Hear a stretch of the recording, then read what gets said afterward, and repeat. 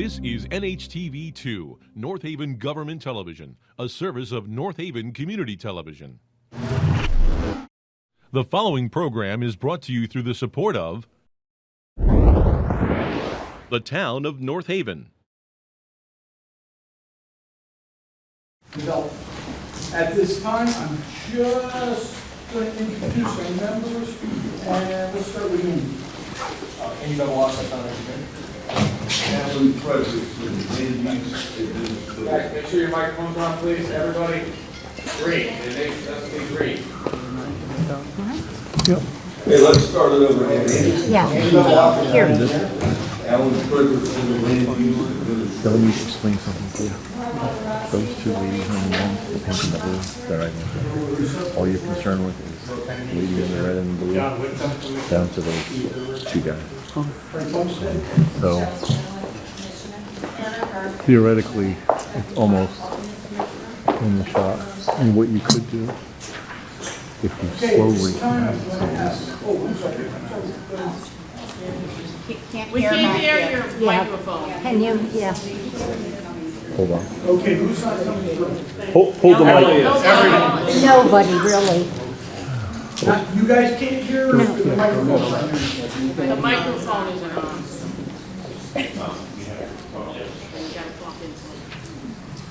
Okay, everybody try to bring your microphones a little closer, please.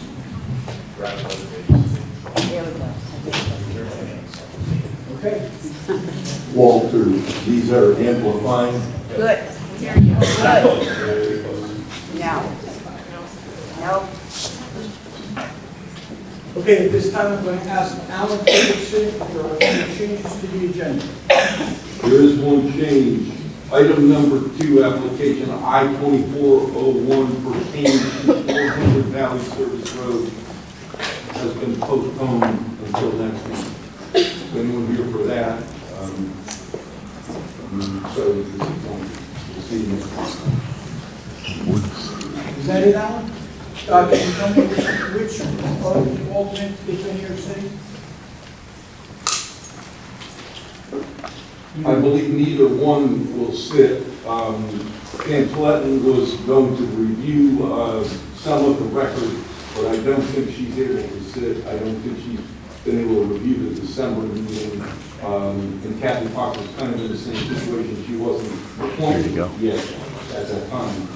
So we had 6 regular members Sounds so fine. to sit. Okay, at that time, I'm going to hit But you. the problem is, Can you just get on record, just there's no back and forth. You have to keep people back. So I don't think, Okay? So actually, all 7 regular members will be able to sit. problem is you need to get those two guys, And just. especially the guy on the right, You know what I mean? just sat back. Okay. I don't think they're gonna process. talk much, but Tonight, we have we a might public have to bring it hearing. back a little bit. After the application is read, the applicant will come forward, present to the commission his So I application. can't talk to you because we didn't have After that is done, If commission will for ask some some reason she questions. says And we're going to turn to our intervener. Otherwise, She's going to ask some questions. After that, we'll open it up to the public. When we open it up to the public, this is in the wetlands, this isn't planning and zoning. And make sure you got all your facts right when you get up here. It's about wetlands. His application is for filling of a wetland and some fill. So make sure you've got that. It's not about noise, it's not about traffic per se, it's about wetlands. Stick to wetlands. What we're gonna do is we're gonna give like 4 minutes to each person. 4 minutes is a long time. You can do a lot in 4 minutes. So as you start going over, Andy's gonna signal us, and you're gonna be ending. Try to state your name, your address, and the reason you're here. Whether you want to approve it, whether you want to disapprove it, you got a question about it. Just remember, this is wetlands. There's been a lot of myths going around town. They're all not true. Some of them are myths at this point. Billy's here for a wetland application, So, this is America, democracy, everybody has an equal chance. Understood? Good. Frank, just procedurally, we were going to have the intervener go first prior to the commission in terms of ask him questions. I'm fine with that, I don't have a problem with that. Excuse me, in what venue then do we address the non-wetland, wetlands questions? If he gets a permit from the Inland Wetlands Commission, then he will be going to planning and zoning. And at that time, you can deal with the zoning issues. Okay? And honestly, if he gets this permit, he's going to be back to us again. And then he'll probably be back to planning and zoning again. It wouldn't be a one-shot deal.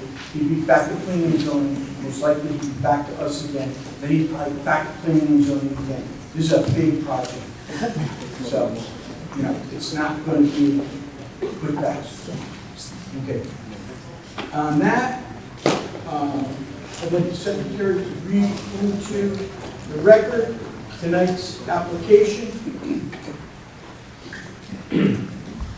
This is application I-23-11, continuation of the application of AB Echo Park LLC, applicant Sullivan Court owner, relative to 250 Universal Drive, map 1, lot 1, seeking a permit to conduct regulated activity and a site plan report, then entitled Inland Wetlands Permit Application 250 Universal Drive, Town of North Haven, Connecticut, prepared by Langen CP Inc., dated 10/16/2023, scale 1 inch equals 40 feet, IG 80 zoning.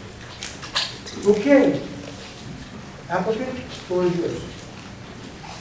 Thank you. As you all know, my name is Wade Denver, I'm the applicant and developer. I think we got here, there's confusion about that. We can't hear. Oh, yeah. Billy, you might want to walk around with it. It's easy. I like the case. Okay. Yeah, but that's not into our system. It's not, you got it. All right, well, I just listen. Billy, you got a whole bowl of, I got it. you got a whole bowl, Billy. Oh. No kidding, I'm sorry.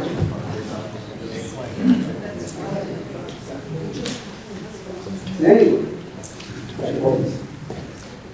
Mr. Chair, William Gambardella, developer, applicant. I want to clear up that confusion. The developer and the applicant are the same people. It's me and Andy Anastasia Jr. Those are the developers and the applicants.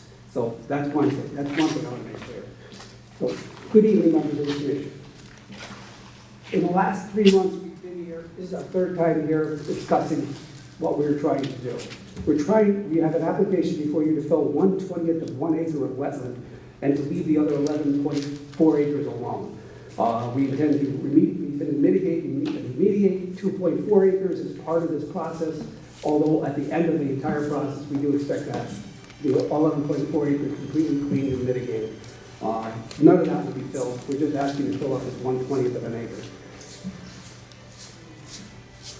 Although, but we'll get back to that. And Mr. Chairman, you said it quite accurately. We're going to be back here.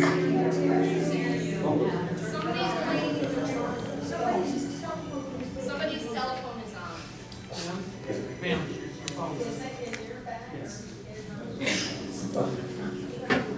So not mine. Mine go off. Is that what's doing it?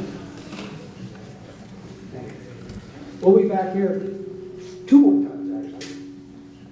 Once we get if this application is granted, we have permission from the commission to bring in 600,000 yards of fill and the 125 acre wetland that gets filled. The reason for that amount of fill we'll get back into afterwards, but the bottom line of the whole thing is we're asking the Wetlands Commission to act upon its mission to safeguard the economic development of the town within reasonable development. This is a wetland that is full of trash. This is a wetland that has a 15-foot old compressor in it. The airline's running through it, tires, railroad ties. This is not a pristine wetland. It really barely functions as a wetland at this point. And it just happens to be right in the middle of the property. It's the reason why we're trying to fill it. I asked the commission to distinguish between yielding to pressure for people dissatisfied with what they believe the project might be and try to alter the trajectory of what we're trying to do here. This is a piece of property that's been under order by the state of Connecticut for 40 years to be remediated. The reason it hasn't been done is because the owners didn't have the money to do it. It's a $30 million project. This is not a minor project. This land is extremely good. They're saying they can't hear. The acoustics in this room stink to start with. Okay. Really, it's very difficult to understand what you're saying. It is, it's not your fault. Got it. Can you speak more slowly? If you speak more slowly, it will help. I'll do that. So, essentially, we want to remediate the wetlands, we want to clean up this property, we want to make it a usable piece of property, whereas right now, there are a number of places on this property where it's actually been fenced off by the state because it's dangerous to human health. That's what we're trying to do here. The rest of what we're trying to propose isn't part of this application. What we're doing right now is just getting the property buildable. Nothing can happen back there. There shouldn't be people walking back there because it's so contaminated. That's where we are. Now, I just wanted to quickly, and I did submit to the commission a quick flow chart or you asked for something that showed what the plan going forward would be. And I did submit to you the 1, 2, and 3 application process. The first application is what we're doing now. The second application, after we go to the state and get permission and criteria for what the fill would be and approval of our rep, we come back to the commission, because once that's done, we know we have to excavate large areas of PCBs. So we need to get your permission to do that. That's the second phase of this application. And then the last phase of this application will be when we come back with the actual proposal to build on the property. So we're a long way off from that. This property is going to take probably 2 years just to get to the point where we can build it. Now, the last time out, I've given comments from staff, and I believe number 1 through 9 have pretty much been addressed, that we've provided more than enough information on all these things at this point. I believe we've addressed all of them, and Alan, correct me if I'm wrong, but I believe we've given all the information the commission has asked for.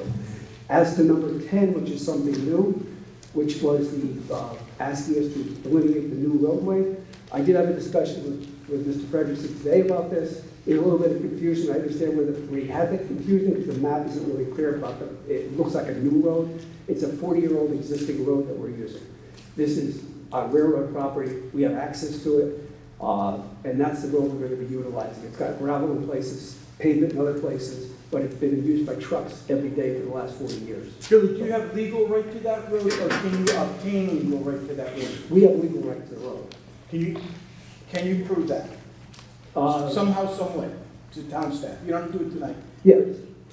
Yes. You know where I'm going. Yeah. Okay. That's not an issue. Yep. As long as you can prove that.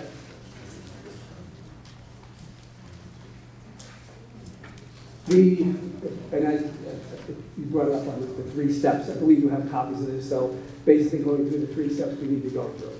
The first 2 steps are pretty, one back to back. We'll probably be back here in the summertime during the second step. The third step is something that's going to be a little ways. We have to go through the permit process with the state. We've just started that. We've got our air application to the state. They're reviewing it now. Just to make clear that the application for the air permit, we have to meet a standard that is as strict as anything in the country because of where we are. The state of Connecticut and Fairfield County and New Haven has what's called a strict attainment standard. So we cannot emit more than a very small amount. So our emissions are going to be very, very low. The DEP right now is evaluating that, and they're going to get back to us and tell us if we need to do more or what we have to do. That's about all I need to say on that. Is the next slide, David? The one after that, that's just little notes. And then what I want to do is just turn this over to Mr. Myjack to talk about the things that we presented to you since the last meeting, and just go through those quickly so that you can ask questions about anything new.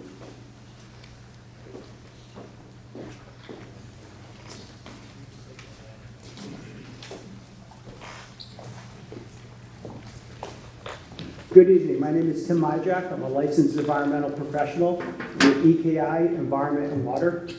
I'm licensed by the state of Connecticut to do investigations, design remediations, and oversee and document that they were done in compliance with state standards. So since the last meeting, the commission requested some information, and just to make sure it's said, we confirmed that the commission received the environmental investigations that I oversaw when I was with NSAFE on the property that were actually prepared for the town of North Haven. We submitted additional information regarding the BUD, beneficial use determination application that we will ultimately be submitting to the state of Connecticut. We submitted additional investigation activities, the data and the figures for work that was done through this past December associated with additional PCB investigation on the property. And since the last meeting, we were out back on the property at the request of the commission to establish background conditions associated with surface water bodies and wetlands. Some of that data is still pending. I don't think it impacts any of the decisions today, but it was requested by the commission that we start collecting data associated with current surface water body conditions. So that data is still coming in from the lab. It takes sometimes a month to get that, but we went out there, we spent the day collecting salinity readings. We sampled many of the surface water bodies for the constituents concern associated with the property, and then we went even so far to do screening for typical stormwater discharges. So we've got a fairly significant data set coming in associated with many of the water bodies. So just to take a step back, so the commission has the opportunity to truly understand the history of the property and ask any questions. This property was part of a 700-acre rail yard as a high industrial use. It always has been used for heavy industrial. It was used as a rail yard, part of the 700-acre rail yard known as the Cedar Hills Freight Terminal through the mid to late 1970s. It went stagnant for a little bit of time, and in the mid-1980s, Chuck and Eddie's came in there, and because of the rail connections, the properties began to dismantle rail cars on a portion of the property.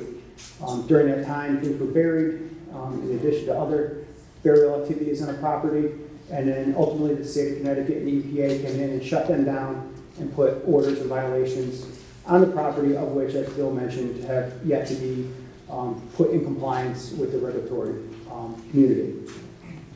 Next slide. So as I mentioned, there are many orders and violations that are outstanding on the property. The state of Connecticut, honestly, shame on them, never followed up. As Bill mentioned, the property owner just never had the capacity to do that. That's why this property now is what we consider a brownfield. Next slide. Since 2016-17, I've overseen with my teams almost 300 soil borings across the property, 95 test pits, another 22 sediment and soil sample locations. We've installed or used at least 20 existing monitoring wells on the property, and we've collected over 2,000 samples for laboratory analysis. So we could truly understand the vertical and horizontal extent of the environmental impacts on the property. If I had to put a number to it, that's probably getting close to $500,000 to $600,000 of environmental assessment. Next slide. What did we find? We found spills, releases, commingled with a lot of historic material disposal. Not just material disposal at the surface, but actual buried material. Buried material that was associated with the development of the property for industrial use. Next slide. As you can see on this slide, it's a really good depiction between an aerial from 1940 to 1975. You can see in that lower left-hand side, there were surface water bodies. In 1975, there weren't surface water bodies. Well, what happened to those surface water bodies? Next slide. So, I'll show you some examples of what happens to surface water bodies, but this slide, a lot of big words, a lot of big compounds. These are all the chemicals and compounds that we found on the property to date. not a playground, not a virgin site like your backyard, a heavy industrial use property. Next slide. So as we said, there's been a lot of surface disposal. Cars, just still random people that have made their way onto the property to dump a dump truck, to leave a car, to throw some barrels. There's been on the top right-hand slide, that's an example of a former electrical substation that was on the property to support the rail yard. Bottom slide on the right, that was an area within the Chuck and Eddie's area where they were dismantling rail cars. Asbestos, lead, cadmium, chromium, PCBs. Right from the surface all the way down to 6, 8, even 14 feet deep throughout that Chuck and Eddie's area. That's actually an area that the team is proposing to do remediation, but also fill in these wetlands. This is an example of the type of material that's within that small wetland area. Next slide. The fill extends across the property. I honestly have never been on a site with so many drums at the surface and decomposed, buried across the property. Next slide. Just some additional examples. If you go out in the spring before the vegetation grows, it's like carcasses of drums everywhere scattered across the property. If you go out in August, September, you don't see them because the vegetation gets so high. Next slide. A lot of wetlands impacts. As many of you know, north of the site was the creosote plant. What was the creosote plant? It was there to soak the wooden railroad ties. Well, what happened to a lot of the railroad ties that got pulled out of the ground, who knows, miles from this site? Well, guess what? They brought them back and they buried them. I talked to you about that photo from 1940s to 1975s and where did what happened? What happened to these open areas? Well, they filled them with garbage. They filled them with railroad ties. They filled them with tires. Next slide. So nothing is truly pristine out there. We dug test pits because doing standard 2-inch soil borings just couldn't really tell us what was there. And lo and behold, we're finding areas with 14, 16 feet of tires, buried drums, buried rail cars. Next slide. So we've got multiple sources of fill, multiple sources of contamination from multiple generations. The middle slide really depicts this. Just different horizons. Something black, something red, something gray, something black again. So, no rhyme or reason. Whatever was available, wherever it came from, it got brought into the site and it got dumped so they could extend the rail activities across the property. Next slide. And depth, this isn't just at the surface. Here's a really good example. Railroad cars coming out of the ground when we were digging test pits. Decomposed, rotted railroad ties. It's all commingled. Talk to the state of Connecticut. They said, well, you got to go out there and do horizon sampling. We want you to go out and do 1-foot sampling to see if different generations of waste came in that might contain the PCBs. I looked at them like they were crazy. I said, I got railroad ties that are 10 feet long, sticking straight up. That wasn't generations of waste. That was all buried and bulldozed in one time.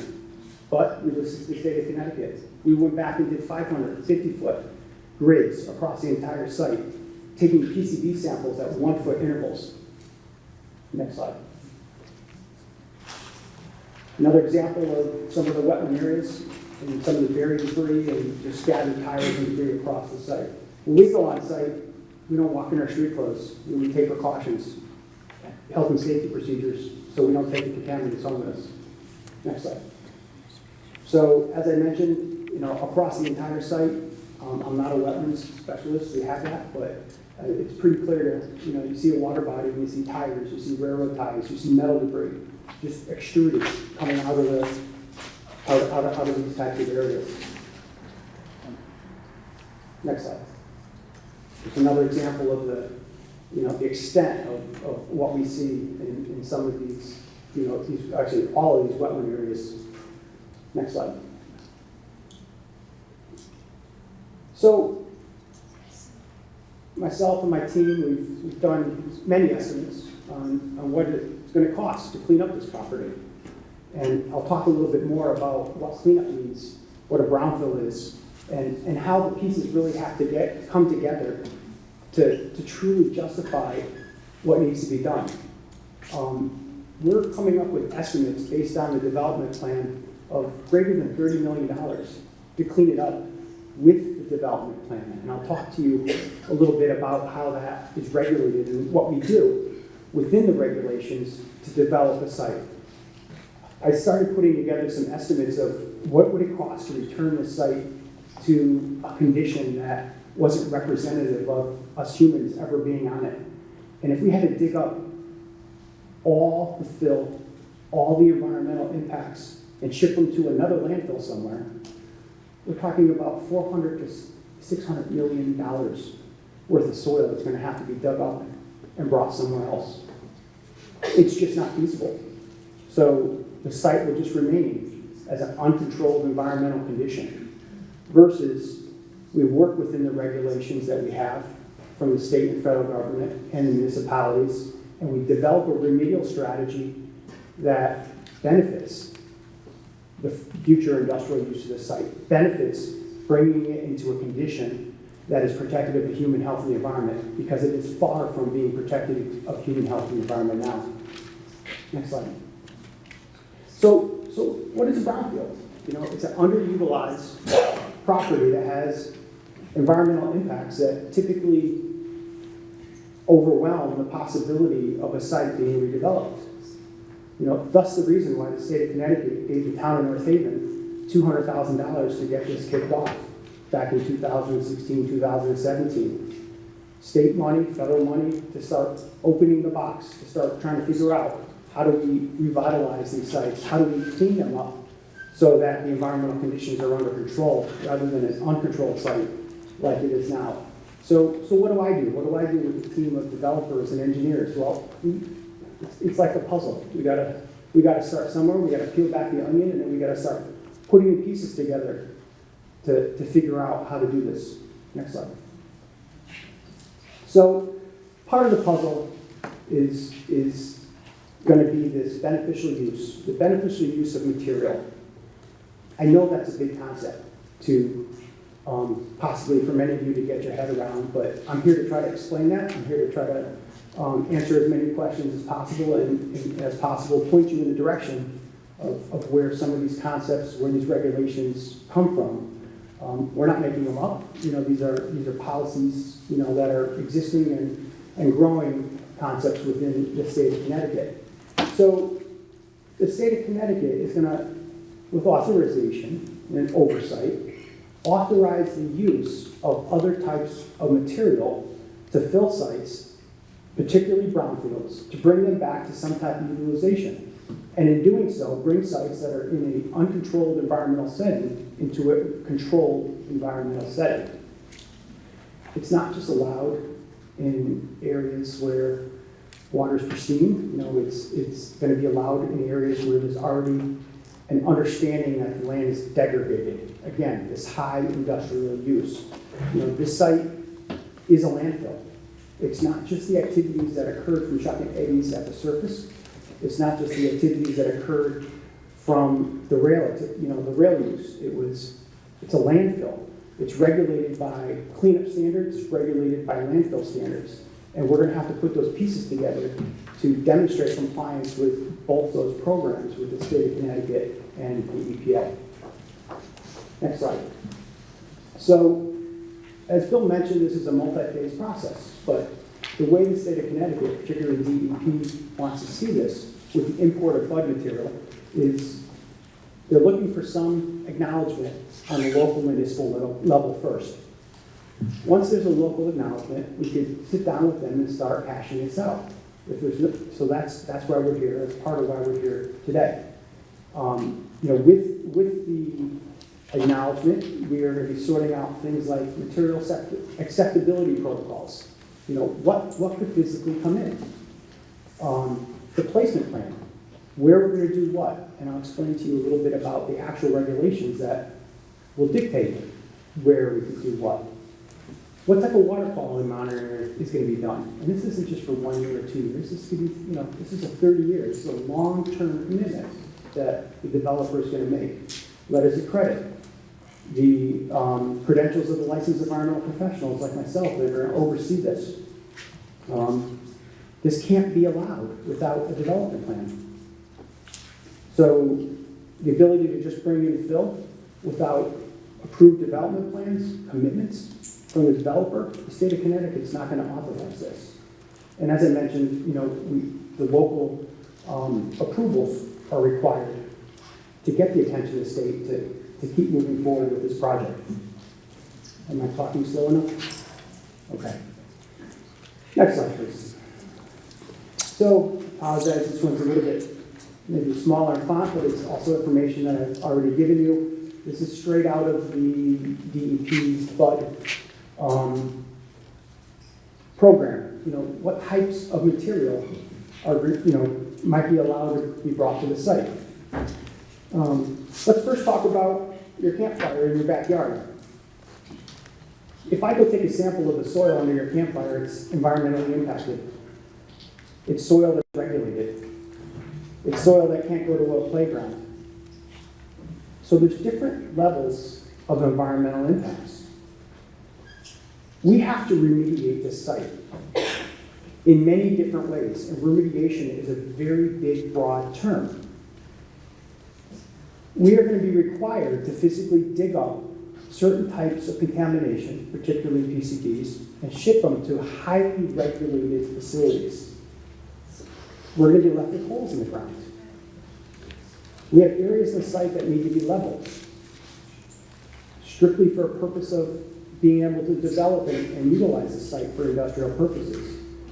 So soil from an orchard, soil from a dredge job, soil sweepings from a municipality, soils from other types of activities that essentially can't go to a playground could be allowed to be brought to this site.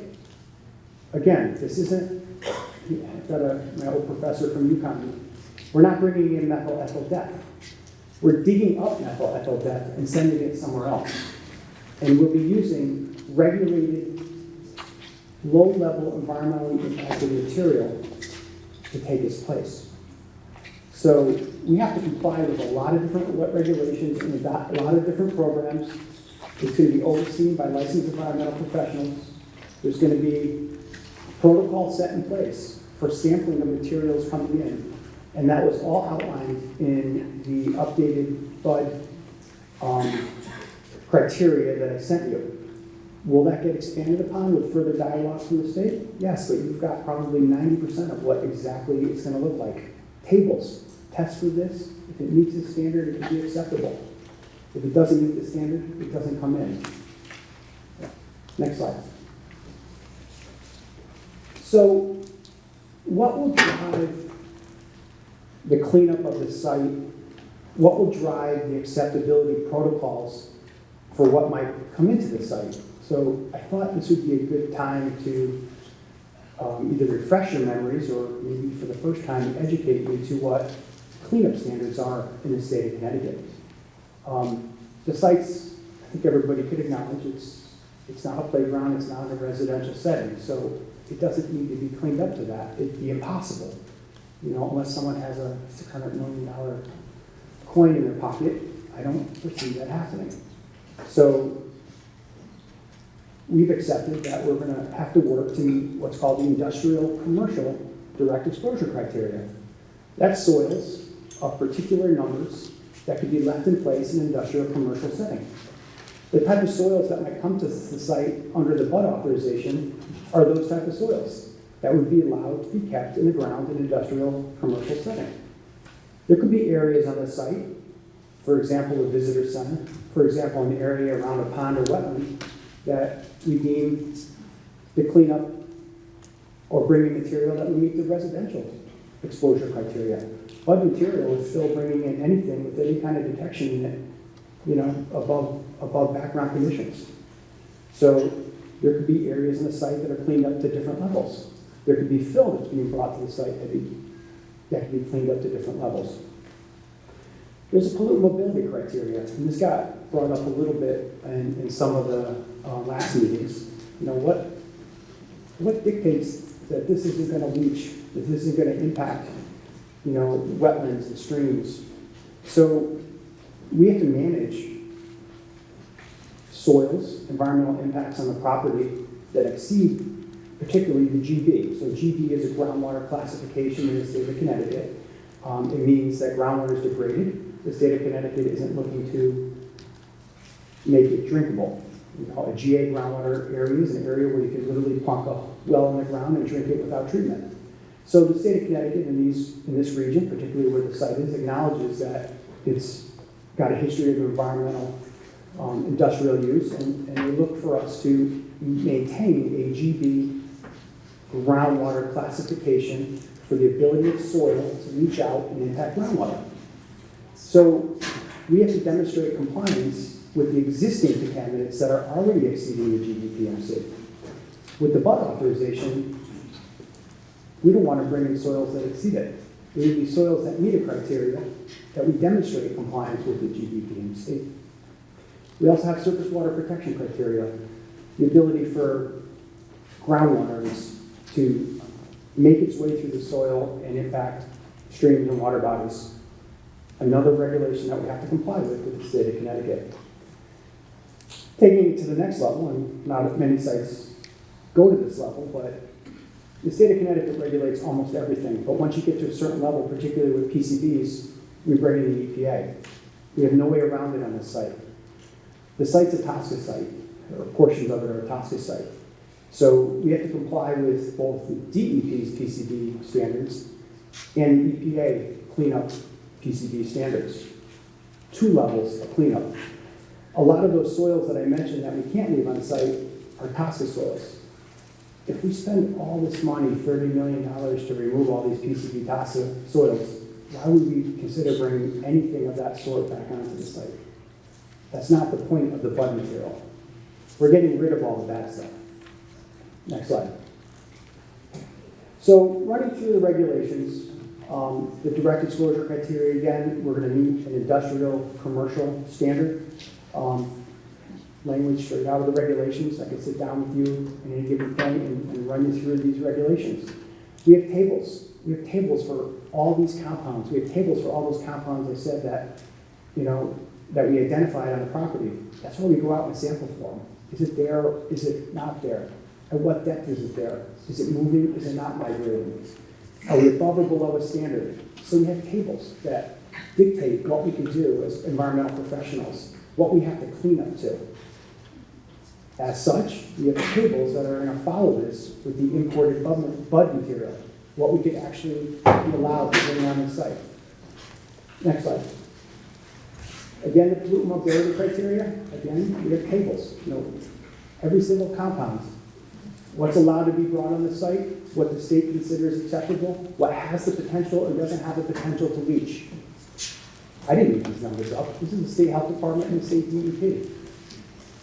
We all drive a car. Our cars go through emissions, right? We have to follow protocols. This is a very similar thing. We have to follow protocols set by the state of Connecticut. We're not making something up. We're not doing something different. We're following the protocols the state of Connecticut allows us to do. Next slide. And again, the surface water protection criteria. If something could leach, we don't want it on site. If something could move and impact surface water, we don't want it on site. If it's already on site, we got to find a way to remediate it, and I'll talk about that in a minute. Next slide.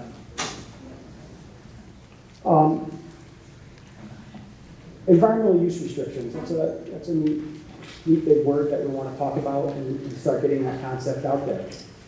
So we could render soils inaccessible to comply with standards. You know, inaccessible. That means humans can't touch it. How do we do that? We put it under so many feet of clean fill. We put it under buildings. We put it under roads. And it's not just throwing it there. The state requires a certain amount of cover, certain thicknesses of asphalt, certain thicknesses of concrete. Again, it's part of a remedial strategy. It's the difference between developing the site and a $30 million cleanup and bringing the site back to, I'm calling it, I don't know what's our title, pre-human conditions at, 500 to 600 million. We use these regulations, we use this toolbox to demonstrate compliance, that we go from an uncontrolled environmental setting to a controlled environmental setting. We might isolate soils. Isolation. That's something to demonstrate compliance with the pollutant mobility criteria, to limit infiltration of stormwater, rainwater, that's going to cause something to leach out. These are the type of things we're going to use to demonstrate compliance with the cleanup standards. These are the type of things that we could use to demonstrate that any bud material isn't going to leach, isn't going to be an exposure pathway, to somebody because they could physically touch the soil.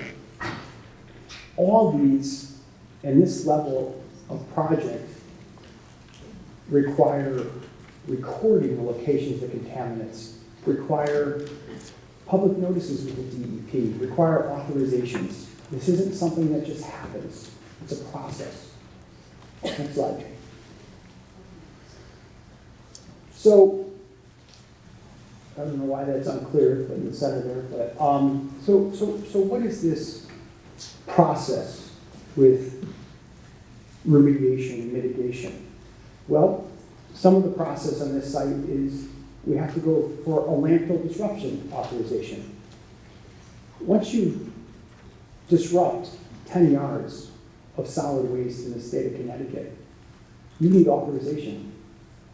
I mean, 10 yards is, if you take that blue square on that wall, make a big box out of it, same ways out, it's probably even more than 10 yards. This is 10 yards in a gymnasium. We've got a 100-acre site, of which 80+ acres is a landfill, highly regulated by the state of Connecticut.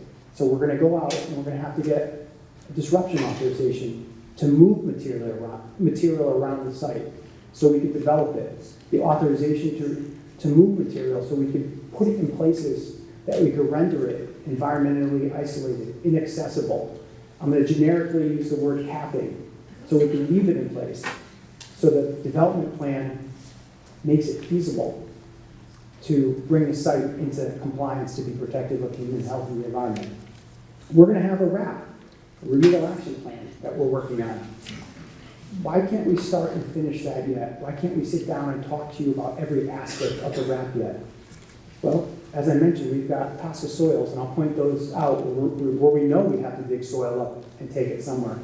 But until we know that we could move soils, that we could fill these holes, that we could level this site with these bud materials, we can't finalize and generate a RAP because it all dovetails together to make these brownfield sites feasible for redevelopment. We'll have, with the RAP, a soil management plan. And this all takes into consideration the development plan that Laney's working on. Where are buildings, where are roads, where are utility corridors, where are stormwater drainage areas? We have to take all that into consideration when we design the RAP, when we evaluate where to put the bud, where we evaluate to do the wetland mitigation. All pieces of the puzzle, and us being here today is just the very first part that we have to get past to put the rest of the puzzle together. Next slide. So this is just a brief anticipated development plan. Do you have a laser, or, to point out a couple of the known PCB remediation areas? These are the areas that we have to physically go in and dig dirt up. So this is what I'm going to title methyl ethyl death. We have to dig it up and we have to send it somewhere else.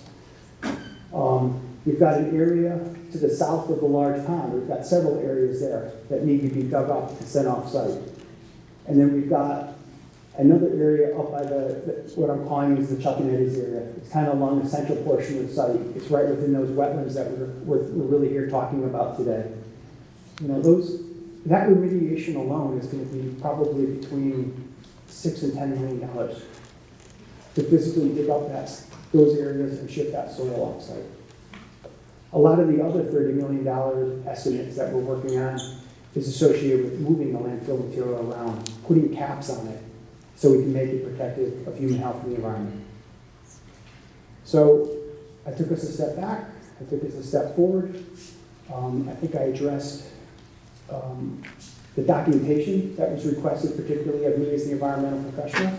And when the team is done with the presentation, I look forward to answering any other questions that I can today.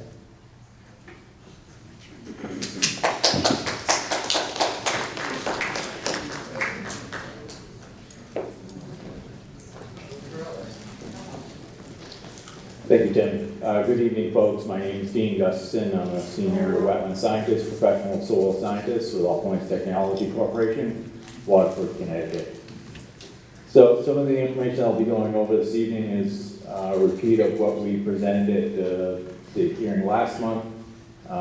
This slide shows the southern portion of the subject property with the wetland areas highlighted in shaded green, and then surrounding those delineated wetland features in a dashed green line represents the 50-foot upland review area regulated by this commission. And as you heard from Mr. Myjack, there have been extensive landscape scale impacts associated with railroad yard usage of this property and heavy industrial usage that has significantly altered both the wetland conditions and the upland conditions on this parcel, including the creation of many of these isolated small wetland features. Go to the next slide. This shows the northern portion of the subject property with additional wetland resources within the central part of the property. The far northern end of the site is void of any wetland features. So this man-made or anthropogenic landscape limits the ability of these wetlands to support typical functions and values due to the lack of ecological integrity. Next slide, please. These are some representative photographs that supplement some photographs that Mr. Myjack showed you earlier that shows extensive areas of development, disturbance, and impact to both directly in the wetland areas as well as the surrounding upland review areas. These areas have various contaminants and various trash items within the wetland systems, as well as strewn about throughout most of the upland areas, particularly within the upland review areas, to the 16 various wetland systems that were delineated on this site. Next slide. Overall, this project has been successful in avoiding direct wetland impacts to a large degree. As you heard, there's a little 14 acres of total wetlands on this property. Only one small isolated wetland identified as wetland 16, which is more or less centrally located on the property. Thank you. That wetland will be filled and represents 2,134 square feet of direct wetland impact. That's a small isolated man-made wetland system. Doesn't provide any significant function of value, so loss of this wetland is not considered significant with respect to those functions and values. Activities in the 50-foot upland review area are focused on heavily impacted wetlands and uplands, particularly along the existing railroad tracks along the eastern side of the property. And what's shown on this graphic is kind of highlighted in blue shading, shows the extent of the upland review area activities. And that totals about a little over 4 acres of total activity in that disturbed upland review area. Next slide, please. This slide represents an extensive and comprehensive mitigation plan to compensate for the unavoidable impact to the small isolated wetlands. With this plan, we're proposing to enhance wetlands 5, 6, and 7 to compensate for the 1/20th of an acre of wetland impact. And that enhancement will total almost 2.5 acres of wetland mitigation. And on this graphic, those areas are highlighted in pink or magenta color. The surrounding 50-foot upland review area, highlighted in light green, will also be enhanced and improved. And that'll involve removal of a variety of invasive plant species that dominate both the wetland and the upland review areas, removal of litter and debris, and then planting with a wide variety of trees, shrubs, and herbaceous material that will improve the functional values of both the wetland and surrounding upland review areas, particularly water quality, wildlife habitat, and aesthetic functions and values. Next slide, please. I think this is just a repeat. Thank you. So to give the commission and public a sense on what this fill permit entails, we provided a cross-section generally through the center of the site to give a sense of the fill area and the limit of slope in the fill in relationship to wetland 6, which is highlighted in magenta. That's the part of the mitigation area in the lower end of the page, the bottom of the page. If you look at the top cross-section, it's a little difficult to kind of discern at this scale, but the blue kind of shows the area of fill, the slope heading from left to right towards wetland 6. There's a limit of tree clearing that's more than 100 feet away from wetland 6. The 50-foot upland review area is also shown in this cross-section, which will be undisturbed, and then the actual wetland boundary for wetland 6. Next slide, please. So as part of that cross-section, this provides a more detailed section of the fill profile with a cap of clean material that will provide an appropriate planting bed to establish native meadow upland habitat with a variety of pollinator-friendly species that will support a wide variety of wildlife. The left section kind of shows the fill section and then capping of 2 6-inch lifts of clean material and then topsoil to provide that planting bed. And then with the native pollinator-friendly meadow mix, the pictures on the right are representative of what that habitat will look like once established. Next slide, please. As part of our alternatives analysis, we looked at 2 alternative layouts for the proposed ultimate development to show the commission that we've looked at other options of development on this property that would satisfy the building program, ultimate building program needs, but with a different layout and a little bit of expansion of some of the original development. In this first alternative, we were looking at direct impacts to 6 wetland systems that would total more than 1.5 acres of direct wetland and fill. So that's obviously significantly more than the 1/20th of an acre of fill that we're proposing with the proposed application. The second alternative that we considered and looked at early in the development process, this one fills in a total of 9 wetlands with direct impact and direct fill, and that would have resulted in almost 1.8 acres of direct wetland impact. So we feel that the proposed application from the commission represents the most prudent feasible alternative and avoids wetland impacts to a large degree. And for the unavoidable impacts, we provided a very comprehensive and extensive wetland mitigation system that will more than replace what's being lost and enhance a fairly large wetland and upland review area.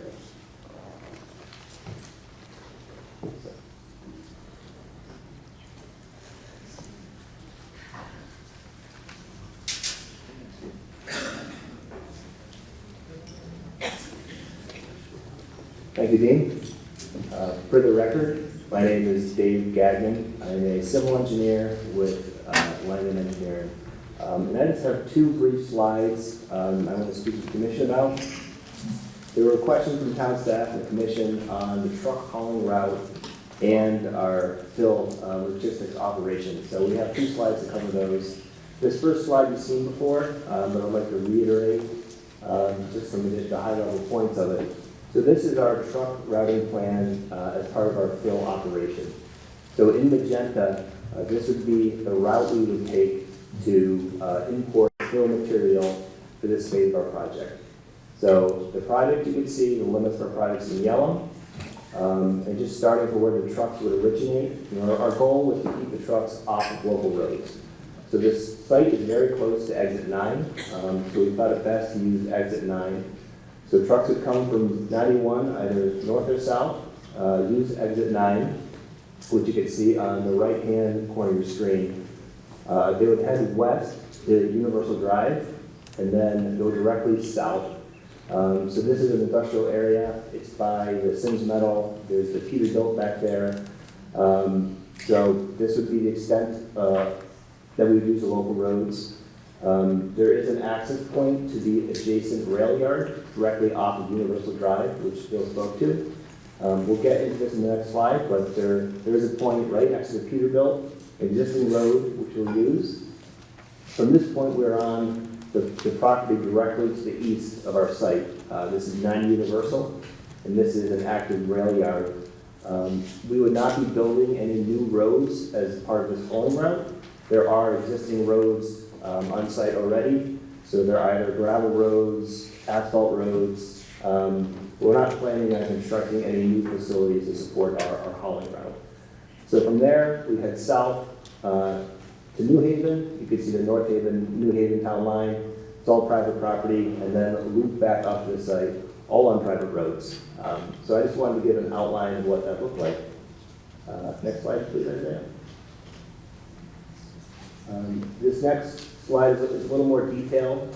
This goes into our fill logistics plan. Starting on the right-hand corner of our screen, this is where we'll be entering private property from Universal Drive onto a private road.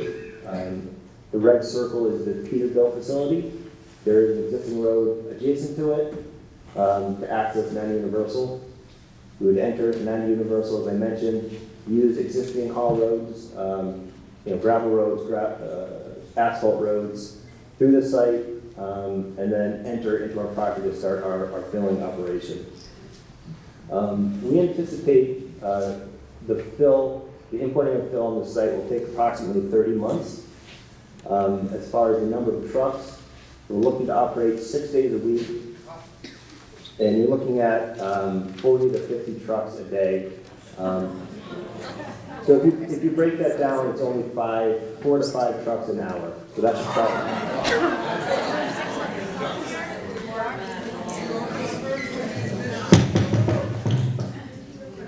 So we did strive to keep them off of public roads to the extent possible. It's right off of 91, which is directly onto private property. So I want to make that clear.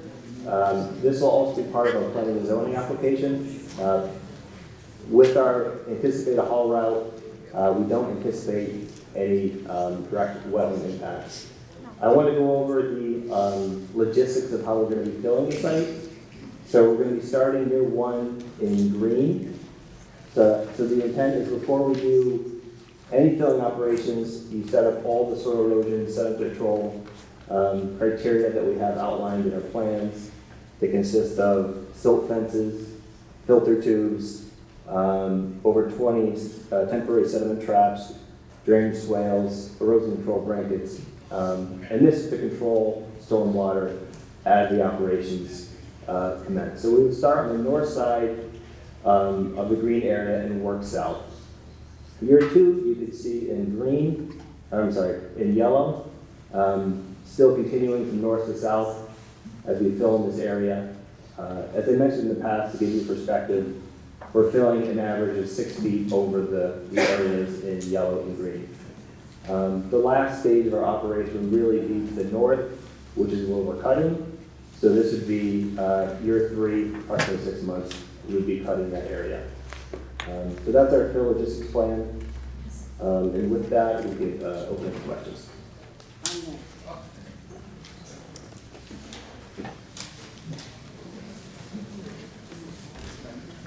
All righty.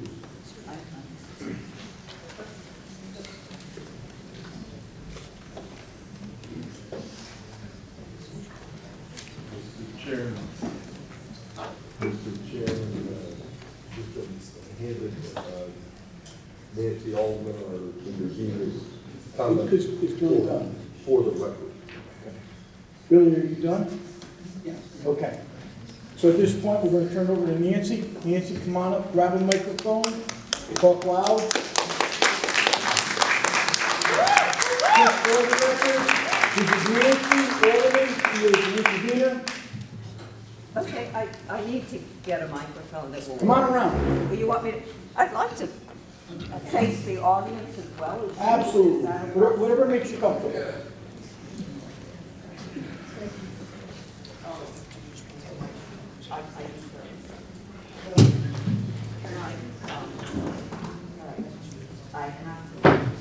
I'd like to sign this one. Okay, and this thing is not open. Okay. Can everybody hear me? Ronnie, she's got a whole bowl. Ronnie, she's got a whole bowl. This, okay, it's too high, I'm really short. Well, I just didn't grow long enough, as long as I should. And I have to hold it. You hold it. Thank you. So I don't think that'd be difficult.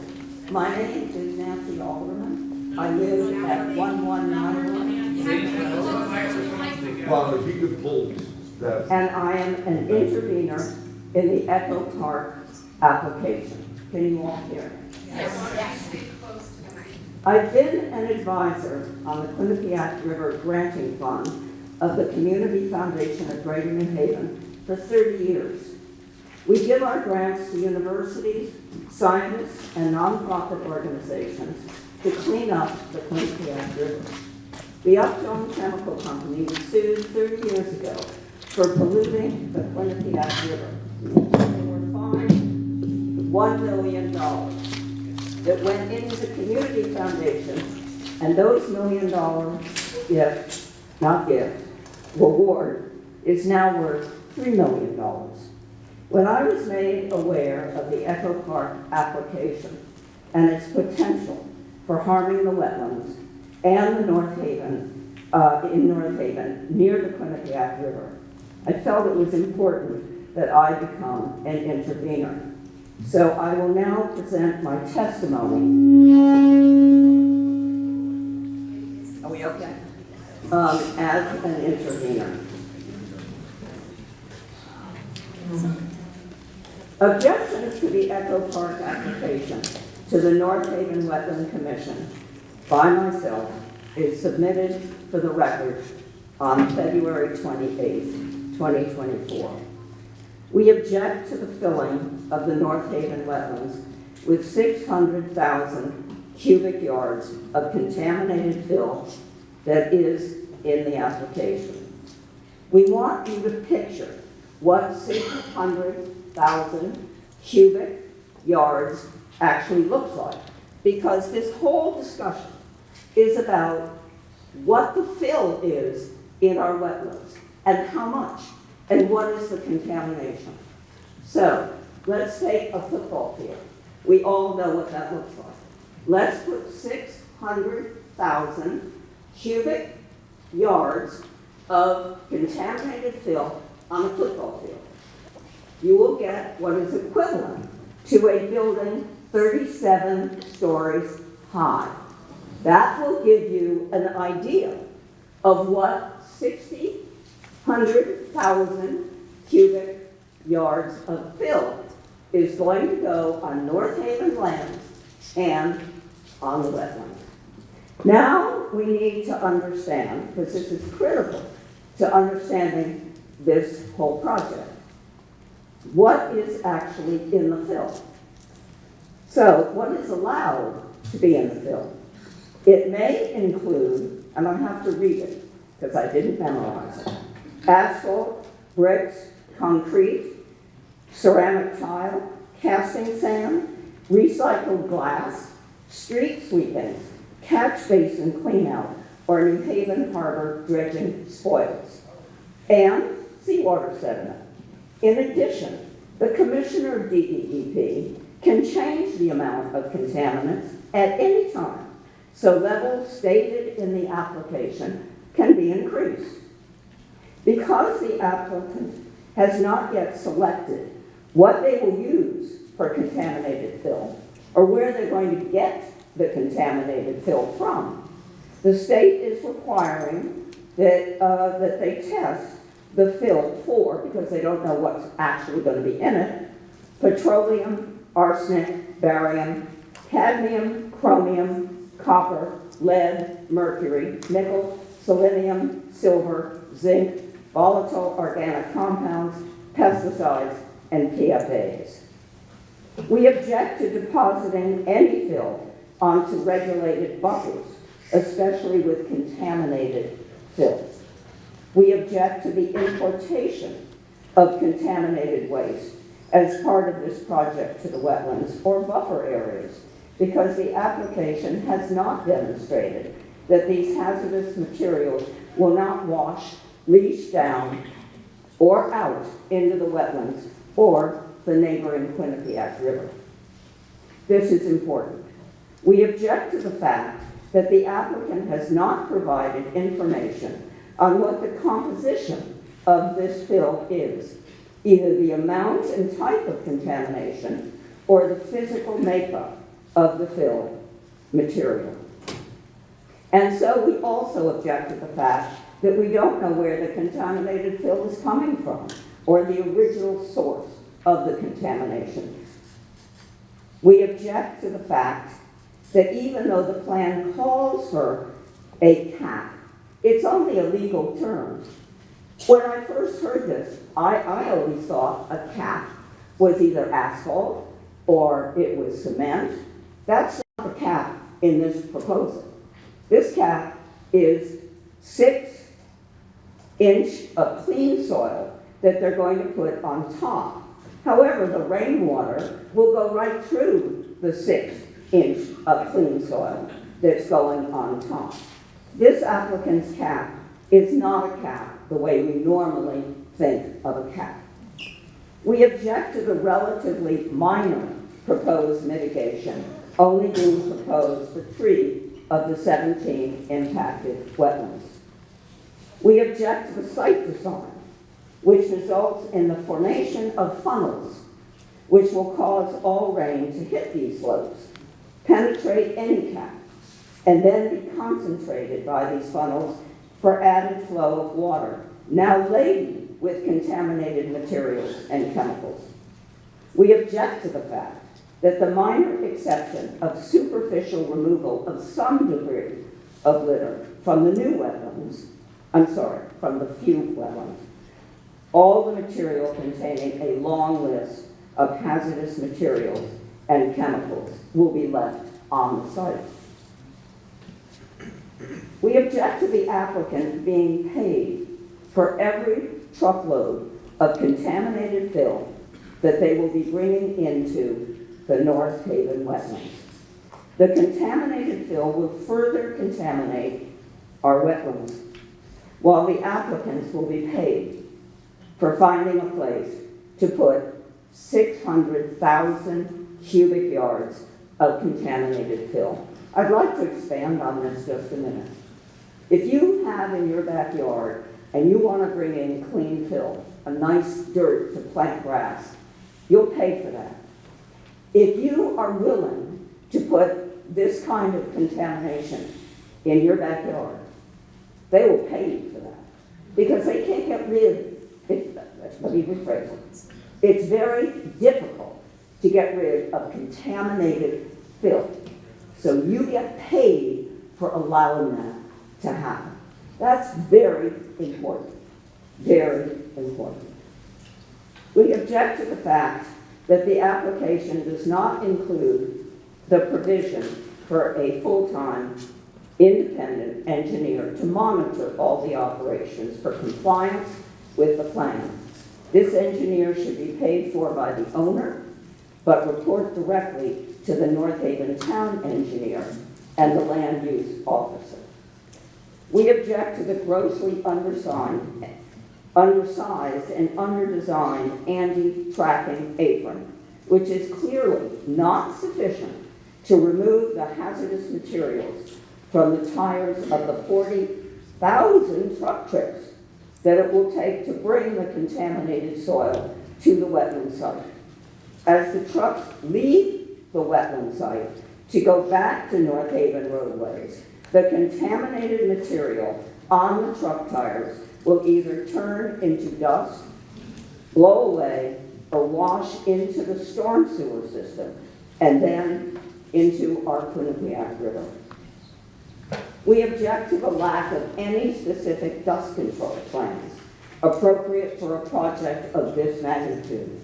This lack of dust control can result in dust filled with hazardous materials to be blown all over surrounding neighborhoods.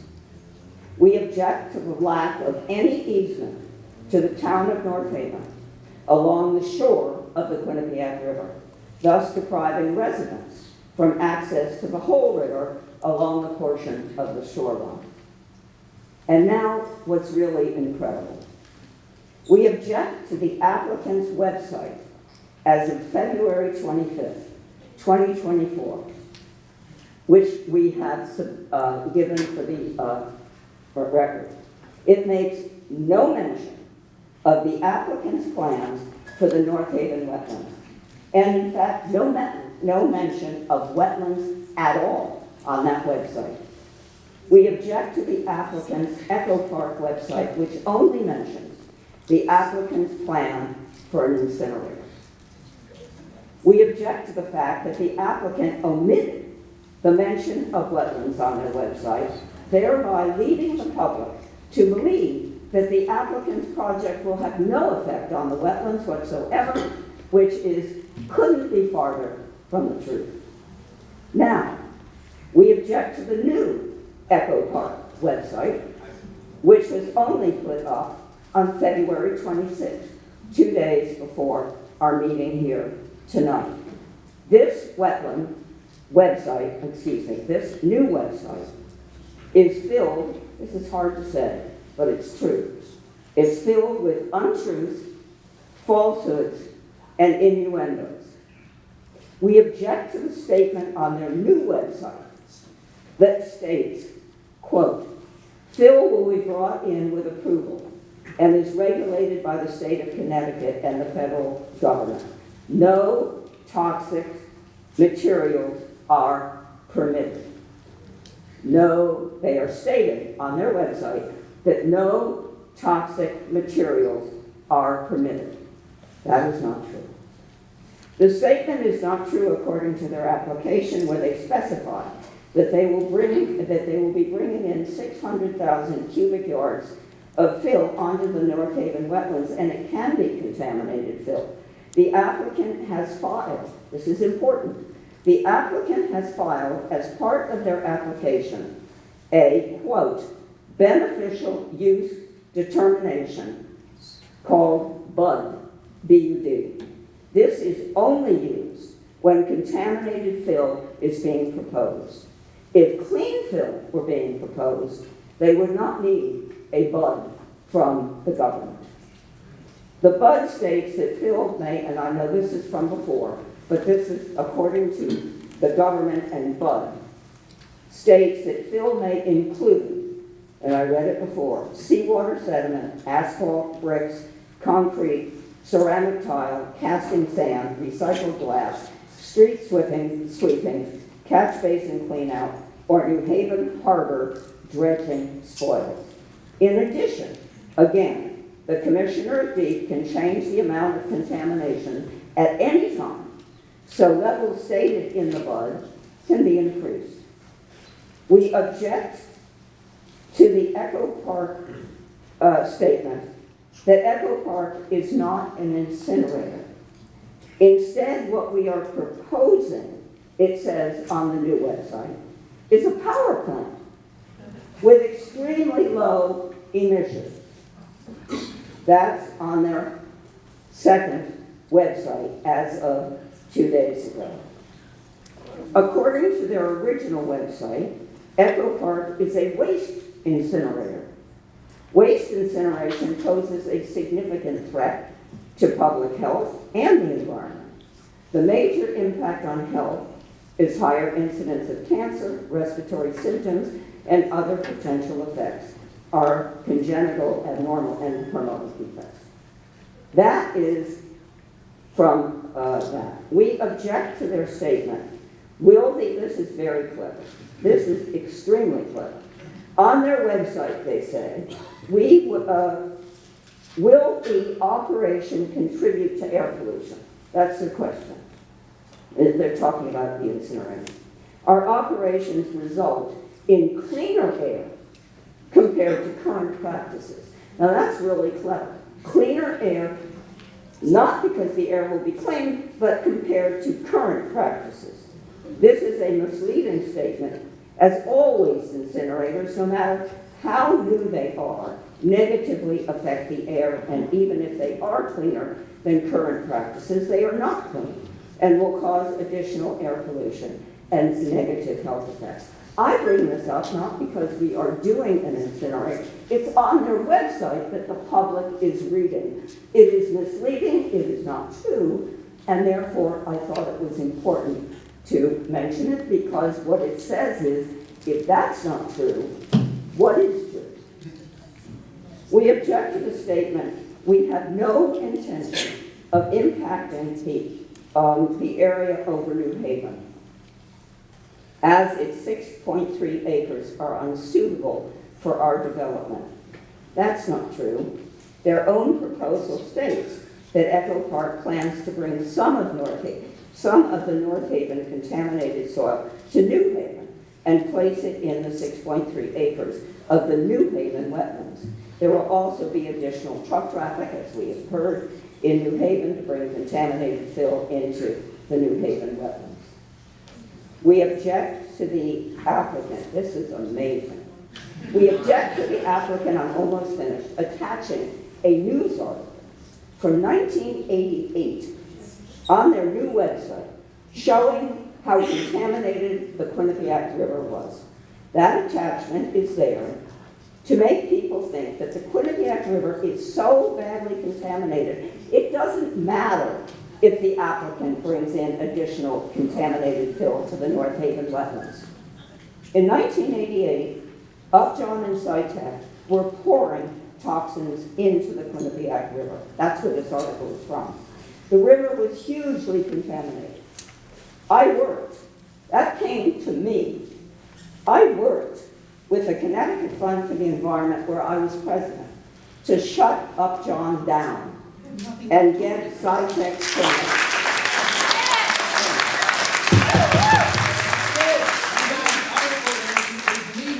Contamination, not you. I got the $1 million, not you. You're lying to everybody. You already spoke. You already spoke.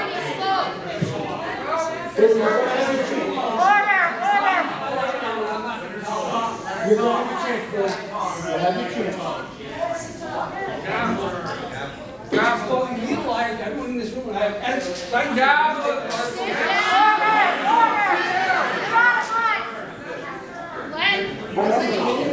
I'm on this. You're a liar. You're a liar, Nick. Let the lady finish. You had nothing to do with it. That was a necrophilia who did everything. Be quiet or be removed. No, because she's a liar. Hold on. Hold on.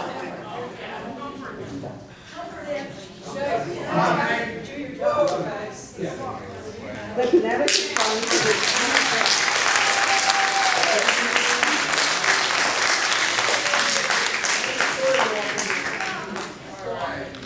the Connecticut Fund for the Environment sued Upjohn for what they were emitted into the river.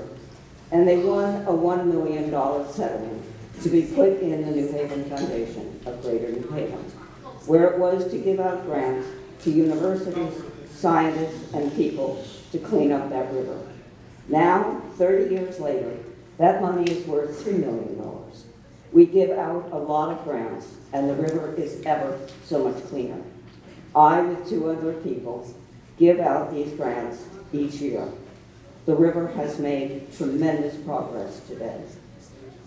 And people can kayak and use the river. They can't swim in it, but they can kayak it, they can use it, and to insinuate by attaching the 1988 article that the river is so dirty that who cares is a terrible disservice and constitute disinformation.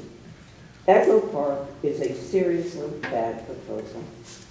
If it were a good proposal, the applicants would not have to tell untruths, leave information out, and include innuendos to mislead the commissioners and the public. Echo Park developers stand to make millions of dollars on this proposal and leave the town of North Haven poorer for it. It is very hard to get rid of contaminated fill, so one is paid for disposing it. The applicant may expect to be paid $25 to $35 million for bringing in 600,000 cubic yards of contaminated fill and putting it into North Haven wetlands. The developers will be rich and the town and its wetlands will be poor. And if this application is allowed, we recommend that this application be denied for all the reasons we have submitted before you. I now have the privilege, because I was allowed to do this, to bring in one expert witness. She will only talk for 5 minutes, and I'd like to introduce her. She's sitting over there. Dr. Kinsey is the expert witness provided by the intervener. Joanna Kinsley, PhD, Assistant Professor of Chemistry at Quinnipiac University. Her area of interest is investigating how land use around the Quinnipiac River impacts the organic matter in the Quinnipiac River. Dr. Kinsey is our expert witness and will testify on how the applicant's proposal will affect North Haven wetlands. Thank you very much.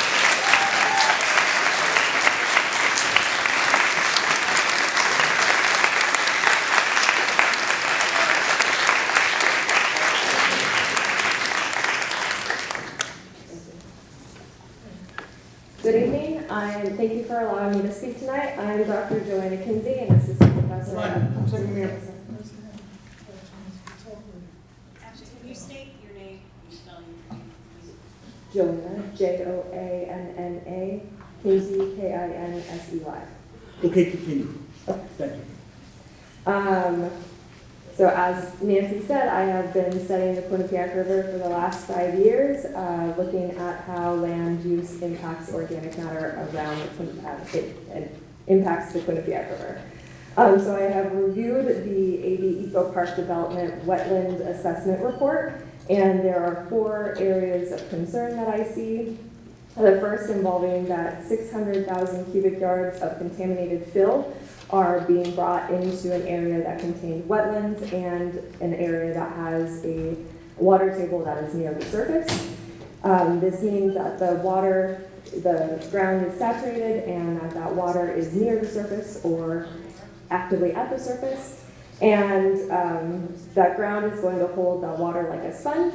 And so if you put contaminated fill on top of that and water percolates through that contaminated fill, there's potential for contaminants to be picked up as that water moves through that contaminated fill, going into the surface waters as well as the groundwater that is there, and then it can be transported laterally to other areas of wetlands or even to the Quinnipiac River. Along with that contaminated fill, we don't know what's in there, and the regulations are only based off of the list of material that is regulated by the EPA. However, history has shown that sometimes there are compounds that are currently not deemed as hazardous, and as we study them more and we learn more about them, we learn that they actually have impact on both human and environmental health. We have seen this with both PCBs as well as per and polyfluoroalkyl substances or PFAS compounds more recently. Secondly, they will be regrading and using fill within the 50-foot wetland upland review boundary buffer zone for a total of 4.11 acres. Even with a robust soil and sediment control, when you have very strong rain events like we've seen recently, you aren't likely going to capture all of that sediment, and there's probably going to be runoff into those wetland areas. Or if it's a very dry out, we can have wind that is going to blow that dust into those areas and across the wetland site. This will be most prevalent when we have exposed soil during the 1 to 3 years when they're going to be bringing in and regrading that area. And then once they have the material on top, that water can leach through that cap as well. So one other thing two other things. So they're installing 3 culverts that are going to be between 6 wetlands.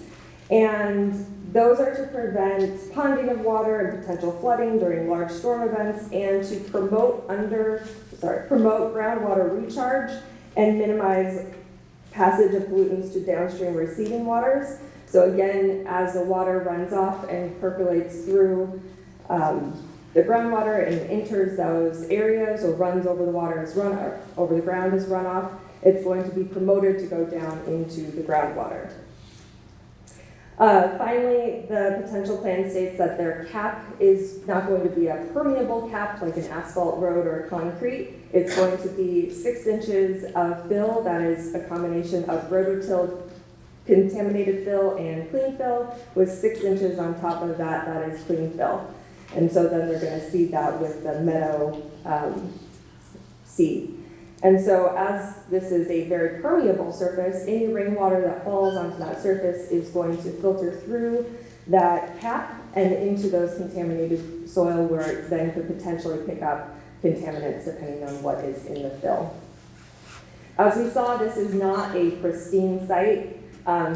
It has lots of impacts from previous use, though there is not a wide scale of remediation of the whole site. They're going to clean up some of the debris on the surface as well as invasive species around 3 of the wetlands. Instead, they could potentially bring a huge amount of contaminants to this area and add more contaminants to this already contaminated area, which could further degrade the existing condition of the North Haven wetland site. Thank you. Thank you.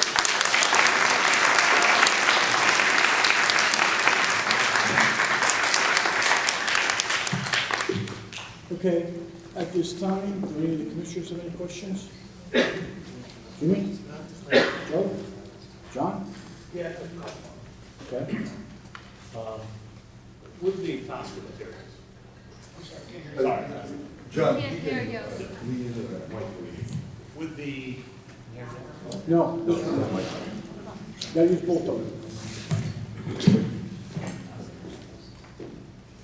with the Tosca, does that have to be done first, or is that done same time or subsequent to the fill? Is it all a combined operation, or are we going after portions at a time? So the removal of the worst stuff, the stuff that has to go off-site, primarily being the Tosca material, would truly be the first step. We need to get rid of the truly bad, uncontrollable stuff that's on the property. So that would be the first phase. Because of the cost of getting rid of the worst stuff, the state of Connecticut has actually put forward several $1 million to assist with getting that started. How much? There was a $4 million grant from the state of Connecticut DECD to primarily focus on the Tosca soils. It will in nowhere fulfill the complete financial burden on the Tosca soils, but it will help take the sting out of getting rid of the Tosca soils. That $4 million will only go to removal of the Tosca soils if the development moves forward. Say that again? The $4 million grant to take the sting out of removing the Tosca soils will only go forward with the developer if the project moves forward. As a brownfields, I was wondering how the Tosca related to the other end. So the total value of the Tosca is, your estimation is somewhere $30 million? No, the total value of the Tosca is probably going to exceed 6 to 8 million. In terms of, And I'm sorry, it was Tim Myjack again with EPI. Tim Myjack and EPI. in terms of the tipping fees, we're probably looking at somewhere in the neighborhood of 30. Tipping fees for the Tosca soil leaving site, or tipping fees for the bud? Tipping fees for the bud. The tipping fees for bud is, I mean, there's a market rate. But it's probably, in that $35, $40 a ton range. And And that money is not profit. That money helps, remember I told you there's at least a $30 million plus cleanup to support the development. So those tipping fees and the grant only help with a portion of what's going to be required to get the site from an uncontrolled environmental hazard to something that's under control. So the tipping fees associated with the flood aren't money in the developer's project. It goes straight into the environmental cleanup. No different than a lawsuit against a chemical company goes back to doing something good in the environment. The tipping fees support the cleanup of the site.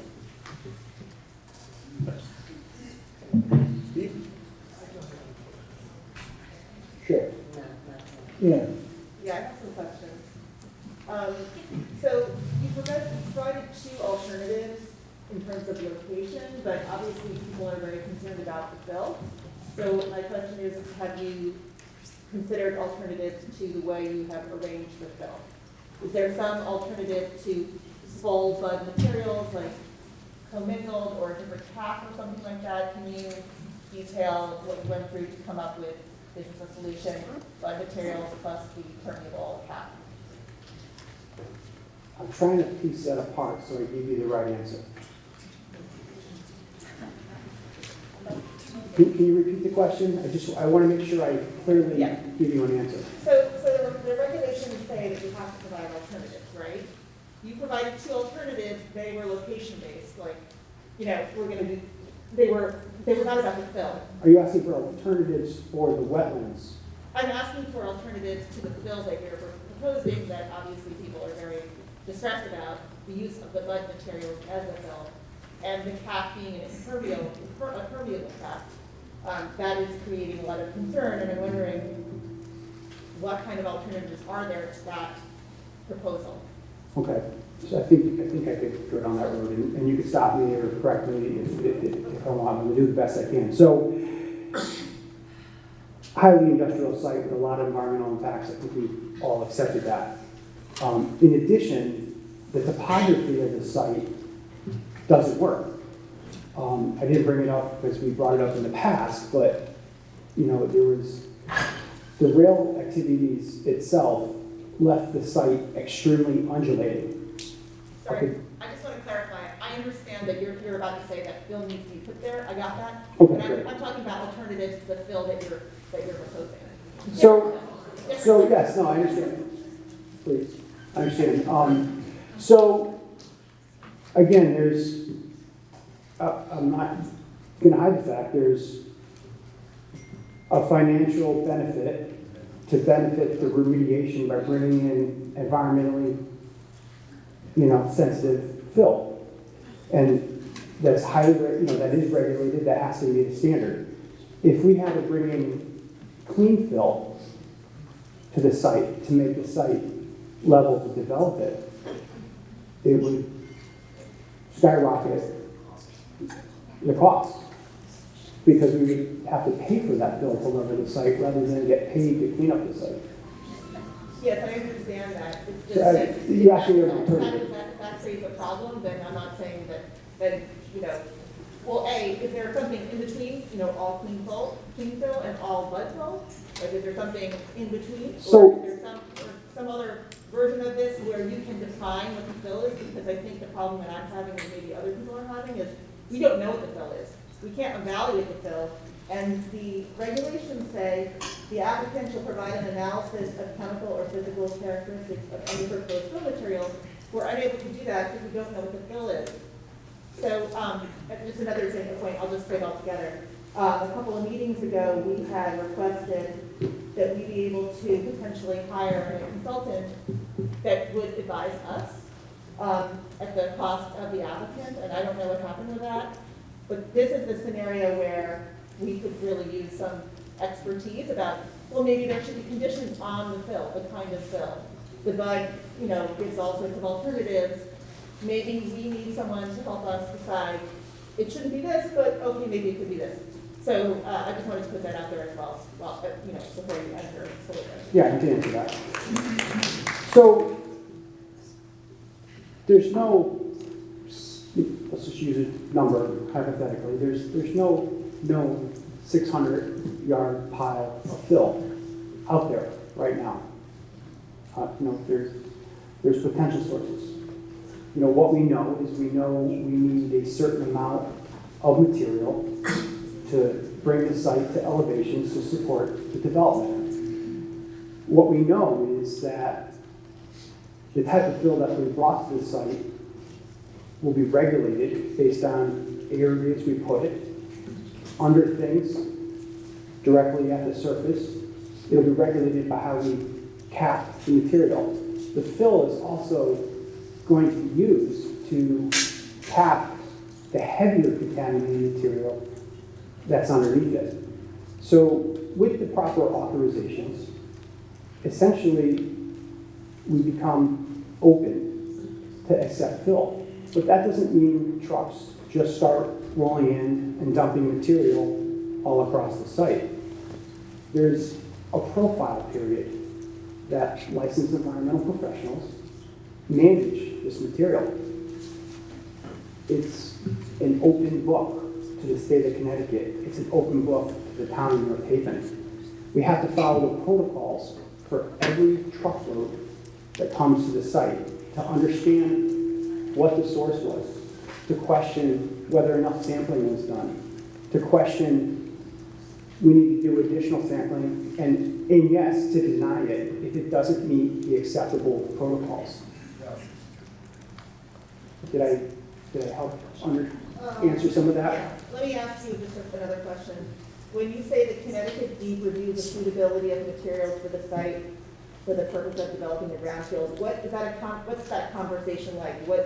If you got this approval and then you went to DEEP to talk about this, what the fill would be, what would the conversation be? Would they be telling you, never use this, or please use these three things, or what's the conversation like? In your eco park development in the back, you've got a list of the actual way it goes about it. And is that what you're going to do? It has all the levels and all that, the parameters. It starts on page 2 of the beneficial use summary, and it ends, here's a page on 8. You read that, right? I looked at Trevor, but I'm sorry, what's that? Okay, start. Wetland assessment. Yeah, all right. And then it starts on page 2 of the book, which is in eco park, in the back. And ends about 8, all right? He gets into the material record and law. Yeah. And it's not specific. Well, that's what I'm wondering, Yeah. what the conversation is, when they're sitting down with DEEP, what is the conversation? Is it just take a look at this again and yes, you have to comply with this? Or are they more, is it more tailored to your site? So what you're mentioning, those pages, is an example of what would be considered an acceptability protocol. It's a permit. It's a law that the site will have to follow, just like when you get on the highway and you have to do 65.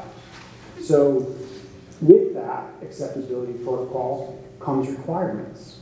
The requirements to do the testing, the requirements to do and maintain the paper trail, the requirements to report to the regulatory agencies with everything that's going on.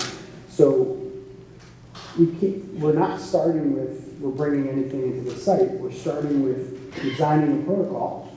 Those protocols that are there are protocols that we anticipate the state of Connecticut will accept because it's protocols that have been used on other industrial commercial sites, other landfills. And again, we're saying that the material coming to the site is actually going to be better than the material that's already on the site by following those protocols. Yes, I understand what you're saying, better than what's on the site. I think the concern is, well, that doesn't mean that it's good to bring that on the site. So you're saying that this is just a proposal, and that when you have that conversation with DEEP, which is described here, or the DEEP review, the Connecticut DEEP reviews the suitability of materials for the site, you're saying they're gonna look at your proposal and they're going to determine whether it's acceptable, and maybe they'll, make some suggestions if they don't? Is that what happens? The deep with the submittal for approval to bring bud material in will look at our acceptability protocol. They'll look at our concentrations for every single compound. They're going to look at what's already on the site. Can there be some back and forth with them? Can there be some adjustments? Yes. We need to satisfy the state of Connecticut. We introduced the bud concept. It was asked of us to expand upon what that could look like. So what we gave to you in preparation of this meeting is an expanded version of the protocols as we see them going to the state of Connecticut. We have to start somewhere. It doesn't mean they're approved yet. Does that help a little bit? Yes, and just going back to my question about asking what we asked two meetings ago for the applicant to potentially pay for an environmental consultant, has there been any conversation about that internally? I think you could speak to that better than I can on behalf of the town. Yes, there was some consideration given we received information, I'd say sporadically, but let me say this, over time. So we dealing with a moving target by and large. We get some information. The last information came in, I think on the 21st. We have not had the ability to activate someone in that amount of time. So we brought it back to the commission. We'll have to see what the commission thinks. I don't know, I'll leave it at that. Okay. There was no process to eliminate that as an option, and there's no particular problem with it, administratively. So what you're saying is, at this time, it's still an option? It is. If we see need. Depending on what the disposition of the commission is this evening, Okay. sure. Can the people who are sitting vote on that? To request that? No. I'm not taking vote tonight, but. Well, To request it. Funding of an environmental consultant. Did we vote on it? getting one Yes. at this stage? She's suggesting to vote on our request. Pam, this application has a time limit. Alan, would you fill us in on the time limit? Because the time limit is ticking down. It's possible with an extension being granted by the applicant to get to the end of March on the application. That is to say, 1 more month. The applicant would have to grant that extension. They're asking for a decision or an end to the public hearing this evening. So that's where we sit. But the legal problem of timing on the application is a big issue. It's a little different if you get every piece of information prior to the first public hearing and everything is assembled and you have some more options with it. But it's a little difficult in this situation. But, I just wanted to clarify, so the reason that I'm asking for that is because I would like an independent professional to advise us as to what fill materials out of the bud possibilities are, better or worse. I don't, when looking at the list, I don't have a perspective on which is better or worse. So let's look at it this way. It's a little late in the game, but we can do it as a condition. Well, I will say that it was only at the last meeting that it became clear, to me at least, that they didn't even know what the fill materials were going to be. So, This is not deliberations. yeah. You did read this? Yeah. This, Did it make sense to you? Yes, but it's not telling me what the materials, the fill materials are going to be. Yes, it does make sense. And But as you remember last month, I sat here going, and what if it's a different material? And I got a lot of looks from a lot of different people, because I wasn't reading correctly. Yeah. And I agree with you 100%, because depending upon what material they're offering as a bud, Right. it could make the commissioner look at it in one way or another. Right. I understand that. That's a concern of mine as well. Also, what my concern is, the same as the intervener. If the commissioner decides at the last minute that, oh, it's okay, that you could up this or you could lower that.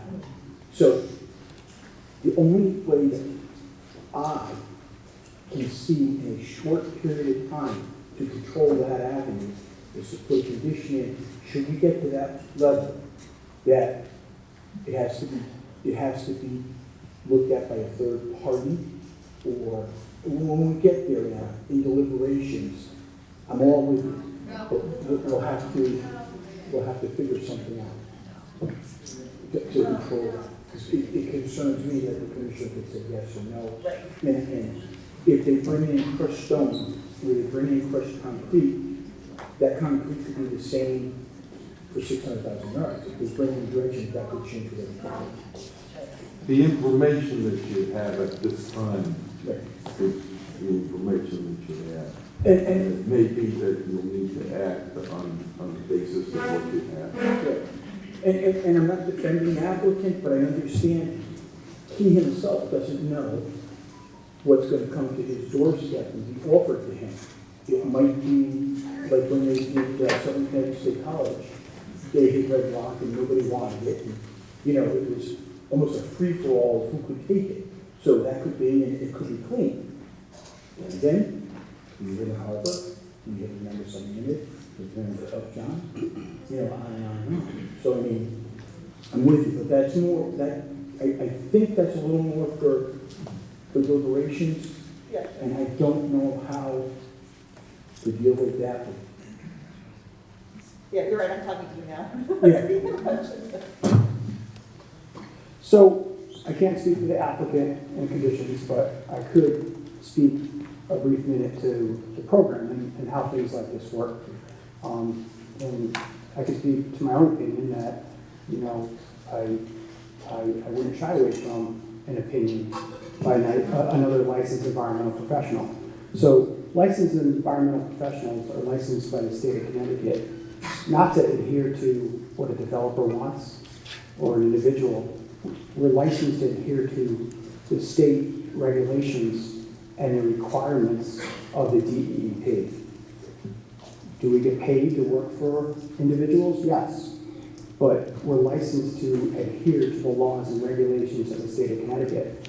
So every LEP out there, whether it's myself being part of a proposal or an LEP reviewing a proposal, at the end of the day, the final approval on such a thing like this is the DEEP, which oversees all of us.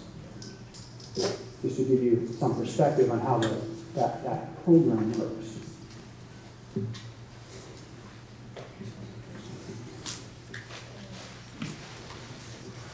So I have a sort of a question. It's probably too early.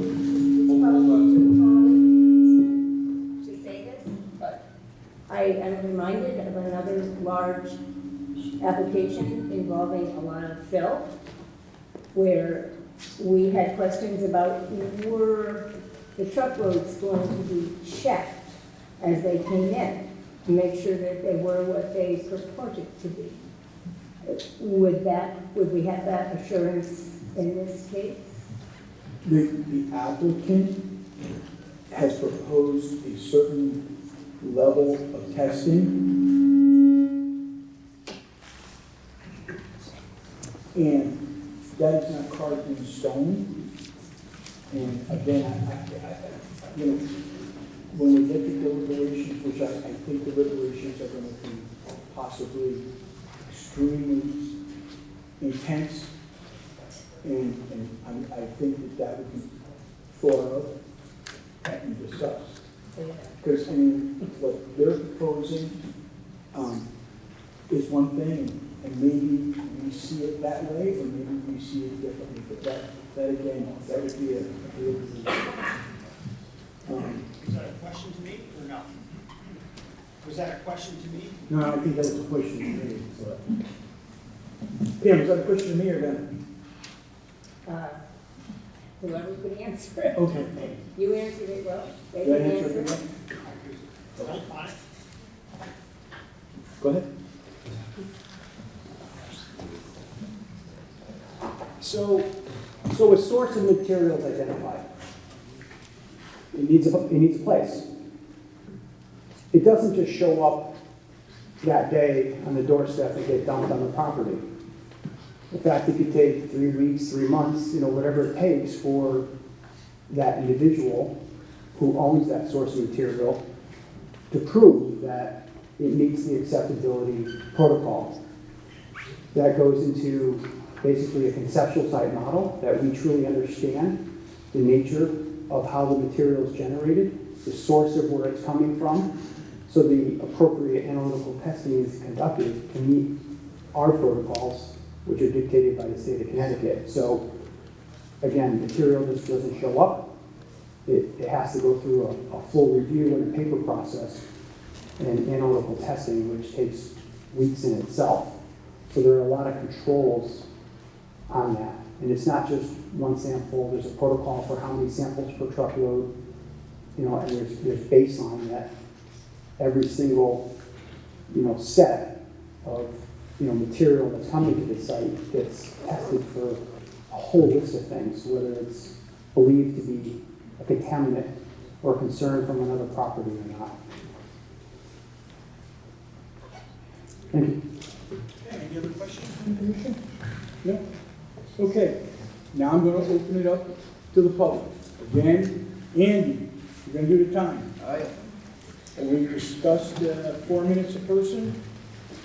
Anyone wish to speak? Raise your hand. And if I can just emphasize something here, we've got to limit personal comments, okay? Please, this is the town of North Haven. This is my town, this is your town. Let's keep it professional and keep it focused, not on the individual, but the proposal. Thank you. Yeah, I will. I'll move it. Name, address. Go ahead, sir. Mr. Kaplan, sorry. Do I need to smoke it? Yeah, you got to do both, sir. Everybody's got to do both. Best you can.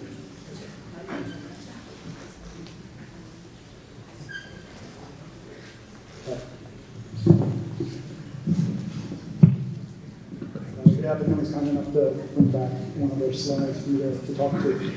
My name is Mike Kaplan, 6 Old Orchard Road, North Haven, Connecticut. Thanks for the opportunity. Many of the questions that commissioners have asked are understandable questions, and the answer that is simplified as kind of a to be determined is because of the time in the process in which we're reviewing materials. So it's what's typical is for the Inland Wetland Commission to receive an application after the remedial action plan has been approved. Got this in an email as well from the director in charge of the remediation division. And if there's some other reason that is causing us to have to look at this application now in a form that admittedly only includes some of the activities that are planned, even if we assumed that there was no redevelopment anticipated, well, what is that reason? Why is it that this application needs to be reviewed at this point before the remedial action plan has been prepared? Is something that would be helpful to understand at some point in this process. There's a quote from Scott Fitzgerald about keeping 2 different ideas in your head and still being able to function. And we're being asked to do that to a very large degree here. If we look at materials submitted by the applicant, for instance, the remedial action plan cost estimate. I believe the title of the document is Preliminary Estimate for Development and Remedial Planning. I don't think that that's the conceptual wrap. I think the conceptual wrap was a different document. But if we look at this preliminary estimate for development and remedial planning and take that as an indication of what will be in the wrap, it's very different than what we are reviewing now. It says that there is going to be 20 acres with structures. It talks about additional impermeable surfaces. So is it a meadow, or is it going to be an industrial development site? Is there a permitting path on here that is also consistent with the other applications that are being submitted to DEEP and the RAPTA will also have input from the EPA that are consistent with being able to stop at the meadow outcome that we're being asked to do now? If that's the case, I think that there's an opportunity for a far more detailed and descriptive path for getting there, as well as an understanding how it's consistent with the materials that we're looking at. There were some questions about the alternatives. And in addition to just the, well, I guess we'll look at it more simplistically. The first alternative assumed that the project was going to be built on land for which the applicant does not have rights.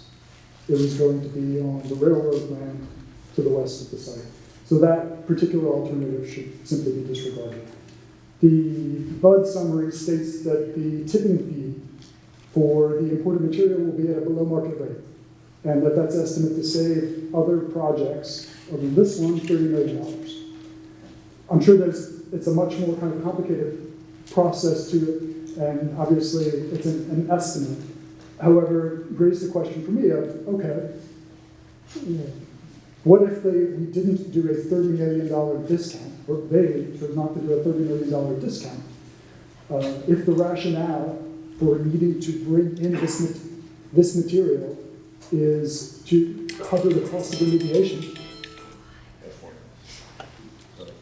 Finish your sentence. Okay, well, if the rationale is to bring it is to cover the cost of remediation, then they should have presented an alternative that showed less BUD quantity.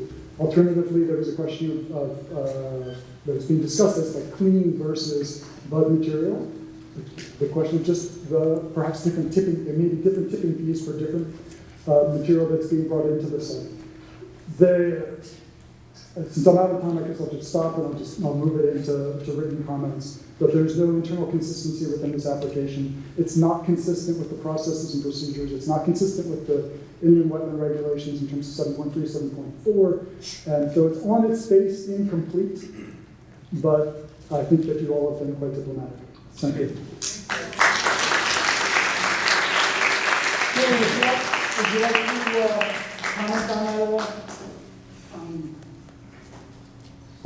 Each person that comes up, I'm going to give you I'm good. okay.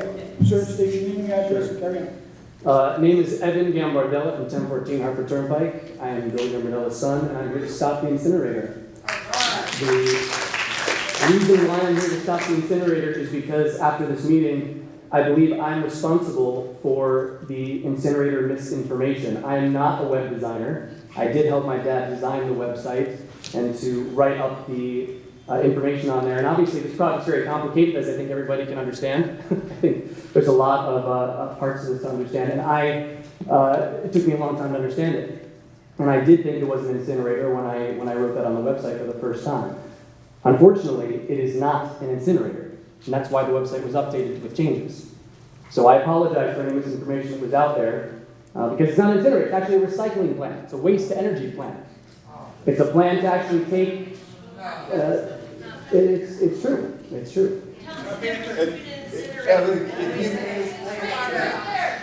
I'm sorry, Evan, if you can direct the commission, that might help. The reason why I was addressing the crowd is just to simply apologize for the misinformation out there that's trending out there. What I would like to say is what this project's plan is and why it's so important, and why I think my dad unfortunately got so upset, which I think was unfortunate, but the reason is because he really cares about the environment. It's true. I'm somebody that's suffered with asthma my entire life. Connecticut has some of the highest rates of asthma in the country. This project, right now the current rate of NOx, which is a direct contributor to asthma and cancer, is about 19,625 tons per day. With the 80 trucks that are carting our garbage out of state, Pennsylvania, Ohio, and elsewhere, this project would decrease that number to 0.276 tons per day. So are there emissions? Yes, there are. But that decreases from over 19,000 tons to 0.276. Here's the next stat. Volatile organic chemicals, not so great for the environment. 8,000 pounds per day, right now. 140 pounds per day after this project. Methane, currently. Whatever's coming out of landfills right now is coming out of landfills. This project caps all methane coming out. There will be no methane coming out, it will be burned off. Carbon dioxide, 240 tons per day currently. That will decrease to negative 6 tons per day, making this a carbon negative plant. This project is for the preservation of the environment, not against it. This land is a dump. You are the Wetlands Commission. You care about the wetlands, I'm assuming, because you're on this commission. I care about the wetlands too. I care about my environment very much. I convinced 40 people in my college to get reusable plastic water bottles and said, I'll get naked in front of you if you do that, and I did that. Okay? I'm here because I care about the environment, all right? I'm sure you do too. The reason why I think this is important is not because this is beyond all this misinformation, which unfortunately I think is my own fault. But you have an opportunity here to not listen to all of the rumors and the lies out there that are scaring people, frankly. I take responsibility for that. And to actually do something with this land that has to be done. Who else here that's for the environment has $25 million to contribute to remediate the site? It has to happen. Right now, you're concerned about this spill contaminating our rivers and land. It's already contaminated. It's already going into the river. Right now, every time it rains, that contamination is going into our natural environment. So what are we doing about it? You're the Wetlands Commission. You have an opportunity here to actually fix this problem and to solve this in an ecological and ethical way. So I hope you do. Thank you.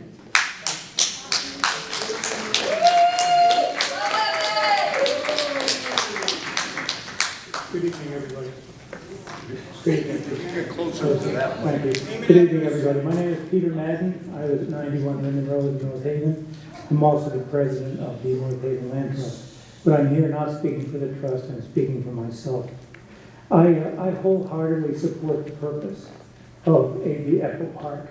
And I think all of us that live in North Haven and in the state of Connecticut understand that we have a huge and growing waste problem that all of us in our lifetime are unfortunately going to have to grapple with. However, I don't support the selection of the location.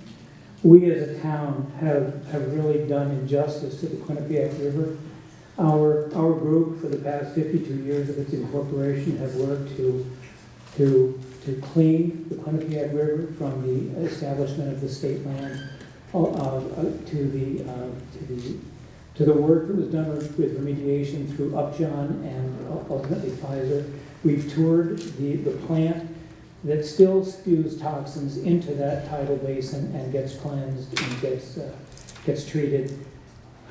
We also have 1 million tires in a tire pond across the way in Hamden. It's a sad river, and I think that there's a better location that we can select for this eco park.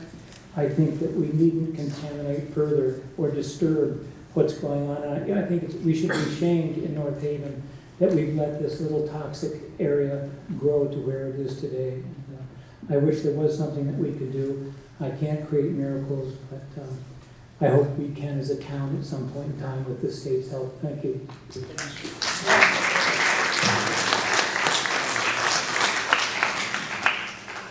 My name is Mary Mashinsky. I am here for the River Advocates of South Central Connecticut.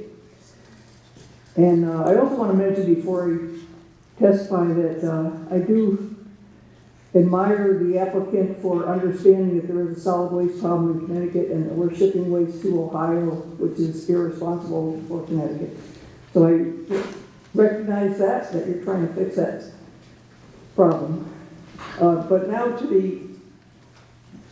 the specifics of the site. We at River Advocates, we have as our mission education, monitoring, advocacy, organizing, exploring, and restoring the rivers of South Central Connecticut, including the lower Quinnipiac, the Mill River, the West River, and New Haven Harbor. And we welcome the continued recovery of the Quinnipiac River. It is really improved over the past 4 decades or so. The applicant wishes to obtain permission to begin work to remediate this former business properties located on the historic rail yard of the Quinnipiac River. And we're aware that the old rail yard is built on fill that previous developers placed in the marsh a century ago before citizens and the law appreciated the value of wetlands. So back then they were considered wastelands and every kind of thing was put in there. The applicant is currently before Connecticut Deep for a remediation permit to close an unpermitted historic landfill that existed before the businesses were put there.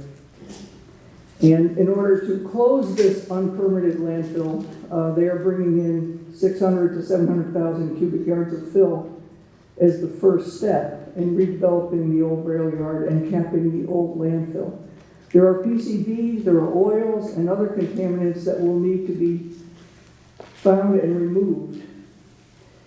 To me, it seems out of sequence for the applicant to be seeking this local wetland permit when DEEP has not yet categorized the site, defined the limit of the PCBs, set the requirements for a remediation plan for the more polluted hot spots, or set up a protocol for the type of material that will be allowed to cap and level the site. That process is a separate permit that is pending at DEEP right now. So it seems to me that the sequence is out of order because we still don't have the decisions from DEEP. Is placing fill to close and cap an old landfill appropriate? Yes, it is in some cases. We were very pleased with the final result at the Upjohn site when the material was capped and it does shed water. And that's on the other side of the river, the west side. The barrier that Pfizer, the new owners, constructed to keep the material in place, and the long-term filtration of the groundwater which will go on and on long after we're all dead. It'll still be pumping and filtering. Those actions by Pfizer will protect that site on the other side of the river.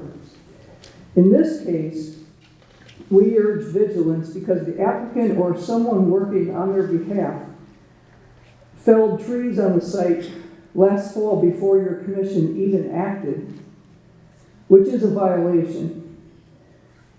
So it's important that the applicant not jump the gun and cut trees or bring in any material, anything like that until DEEP finishes the review and sets the requirements for removal of the hotspots and decides what materials can be brought in for capping and leveling the unpermitted landfill. So we're recommending the commission monitor the capping of the old landfill on the site as it proceeds.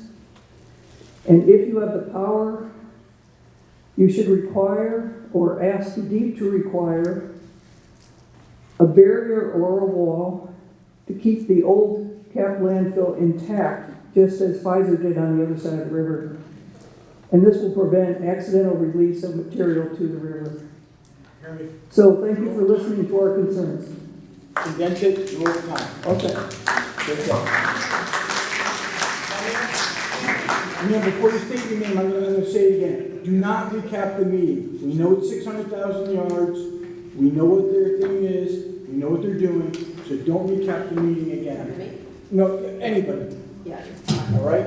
Tell us what you think about it. Don't No, believe me, I'm We getting short. heard Billy. Short to the point. Please use the microphone. That one too? Okay.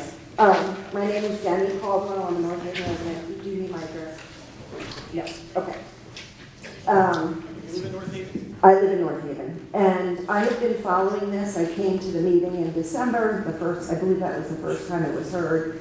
I came under the impression that I was going to be against this, because all I had heard was toxic fill, toxic fill, toxic fill. And then I listened to the presentation at the very end.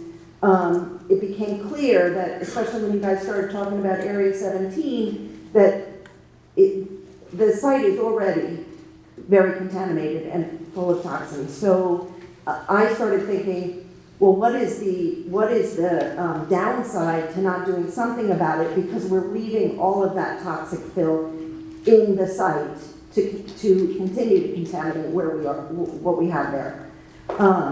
So I personally would like to not necessarily block this. I know you guys are going to have a hard decision. You've listened to a lot of people who are upset, but I feel like we need to be looking at the fact that this is not a clean site in which they're bringing in toxins. I would be totally against that, and that is not what it is. The other thing I just want to agree with Mr. Frederickson is the applicants are our neighbors, and I think I have sat tonight and listened to people speak as if they're our enemies, and they're not.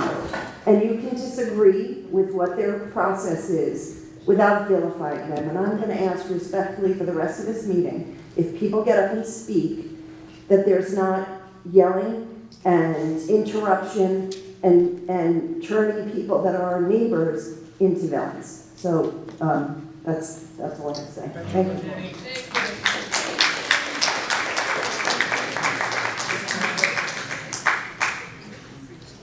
My name is, sorry, is it this one? Name and address, please. My name is John Holland, 154 River Road. I just had some questions about, I'm concerned about public information at this point, because I would like to be able to make up my mind on this, and it doesn't really seem like there's a good way of getting into it. I keep getting redirected to the AV Eco Park website. I was kind of Evan to... Sir, you got a question? Ask her right now. That's what I'm asking. He was very kind to of Evan to let us know that there was misinformation on there before, that it was corrected. I guess I would like to know why the public information that's being given out is being written by a non-expert. How are we supposed to know whether that information that is currently on here now, because there's still some really strange wording. For example, it says right here, instead of burning fossil fuels and emitting CO2, we will produce green CO2 from garbage, which has various applications, including medical, culinary, and industrial uses. That sentence doesn't really make sense. Does the CO2 have medical uses? I'm confused. So there's still some odd wording on here, and I guess I'm not sure whether any expert has written this. Okay, that's not really a wetlands question.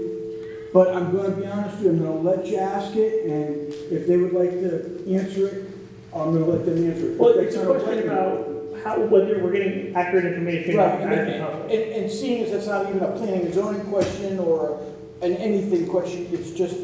Okay, well, then I'll just put that out there and say that the public, it seems, has gotten misinformation, as we just learned from Evan today, and it's unclear whether or not any of the information on here is accurate. Previously, on the previous version of the website, it said that, and I quote, I did copy it down, it said that RDF is a carbon-neutral fuel that recycles carbon out of the atmosphere and does not create new carbon in the atmosphere, which is inaccurate. So I just want to put that out there, then, if that doesn't make sense to the question. I appreciate your time. Okay, thank you. Hi there, Carol Snyder, 124 Whitney Ridge Terrace. Question, I mean, people keep saying it's not an incinerator on one side, and we say it is, but I'm looking at the concept paper for DEEP, and there is the whole process, post-remediation, that is going to be implemented, and right there is incineration plants. So I just don't get it. I mean, if somebody can say, Yes, ma'am. And again, I understand your question, but understand this is a wetlands meeting, for Yes. wetland issues.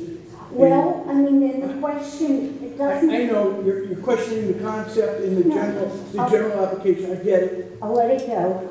What I want to say is, today we talked about remediation Yes. and impact on the wetlands. We didn't go beyond remediation. We didn't go to all, unless we did, because I couldn't hear a lot of it. Don't we have to look at step 2, step 3, at this whole flow and how that impacts the wetlands, not just remediation? Yes, ma'am, and his application is just what his application is. We're only dealing with his application. And I'm what not is saying that you're right, for, I'm not saying you're remediation? wrong. I'm saying tonight we're here for his written legal application. It's 2,000 something square feet of fill of wetland and the fill. It's his application tonight isn't It's regarding just these other things. Okay. Stand by, stay tuned. Yes, because let me just confirm, then you might okay this, and then he has to come back with all of this and how it'll impact. As he said tonight, he may be back 2 times, maybe 3. Okay. Tonight, it's about a wetland area and the fill. And That's what remediation. tonight is about. Okay, thank you. All right, thank you. Good evening, Commissioners. My name is Chase Lindeman. I am here on behalf of Save the Sound. I can give you my personal address, but I do live in Milford. Sorry, can you spell your last name? I'm going to submit this as written testimony, and my name is on this. Does that work? If you could just give it one more time. Yeah, Lindeman. Denann. Thank you, sir. Good evening, Commissioners. I am here to represent some of Save the Sound's concerns with this permit application. We believe that it would be in the Commission's best interest to delay approval of this application right now. As you can see from the graphic on there, it seems that we have a segmented inland wetlands process that is segmented by the RAP. We have pre-RAP wetlands approvals and then post-RAP wetlands approvals. And it seems as though the stated reason is that DEEP needs some amount of local approval before they can move forward with approving the remedial action plan, but that is not the case. I will read a statement from DEEP. DEEP does not require local approval for wetland work prior to submitting a remedial action plan. In fact, we prefer to have the RAP submitted first so that we can have a dialogue about the degree and extent of cleanup needed prior to the responsible party seeking/obtaining local approval to work in a wetland environment. They say the Sound's position that the applicant should submit the RAP to DEEP and get it approved before any wetland filling may occur.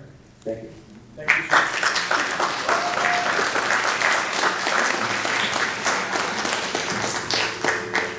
My name is Roy Letterman. I live in on Cromwell Road in North Haven.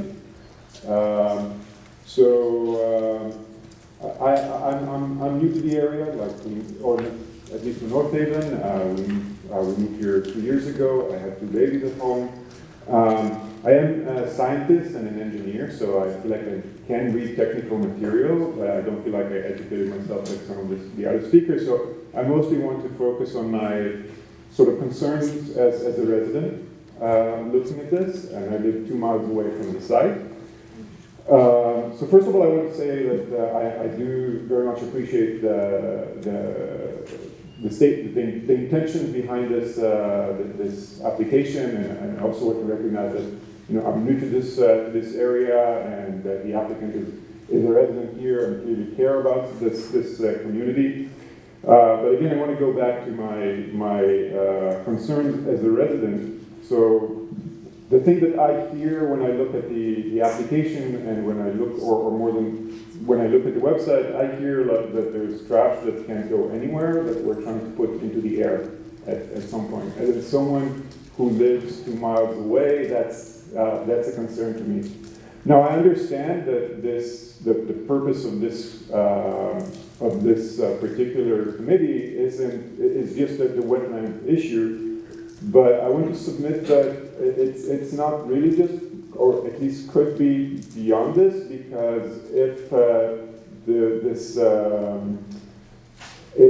this application is approved, then the next thing that's going to happen is that there's possibly going to be a lot of money invested in this remediation, and then the next thing that happens is that the applicant would come and with the request to construct the other pieces of this, and at that point they would have already put in a lot of money into this, and they would say correctly that it's unfriendly to business in North Haven that after they put so much money into this, that the rest of the application isn't approved. So my concern is that this isn't really just about the wetland portion of it. And even if it could take a different direction where any remediation now becomes tied into the rest of the project, and any other remediation can't happen unless the rest of the project is approved. So that's a concern for me. I'm also concerned about the dust that was mentioned here, again, living 2 miles away, that there would be a proper plan for the dust. And I don't feel like I'm getting enough information about this. I did try to educate myself. Most of what I have available is the website. I looked at the website. It doesn't look very informative. Marketing things like green CO2 or these mentions of plants in Florida that I don't think any of us has ever seen, but when they talk there about it being well known for not being very noisy or for odor problems, just Googling it, the stories I found do mention at least odor problems. So I don't feel like I'm getting all the information about this. So. And from what I heard here today, we're talking about meeting the minimal standards for what could potentially go into contaminated soil anywhere in Connecticut. And I'm not sure that it's necessarily the best thing for our particular environment here to put the kind of minimal standard that would go into any place in Connecticut, and that we shouldn't require more, like, kind of higher standards than the ones proposed. Again, there's the issue of the dust, and this concern that this can create a situation where by approving this, we're sort of making it very difficult to not approve the rest of the program. And I think my understanding from just looking at the zoning law that this committee is responsible for local businesses and local environment, and part of my concern is that we're taking this problem that's sort of shared across Connecticut, a real problem of contamination and pollution, and we're concentrating all of that into North Haven instead of sharing it or like trying to figure out a solution for the entire state. So we're just bringing all of it into our wetlands. Thank you, sir. Thank you. Alan, did you get the last gentleman's letter?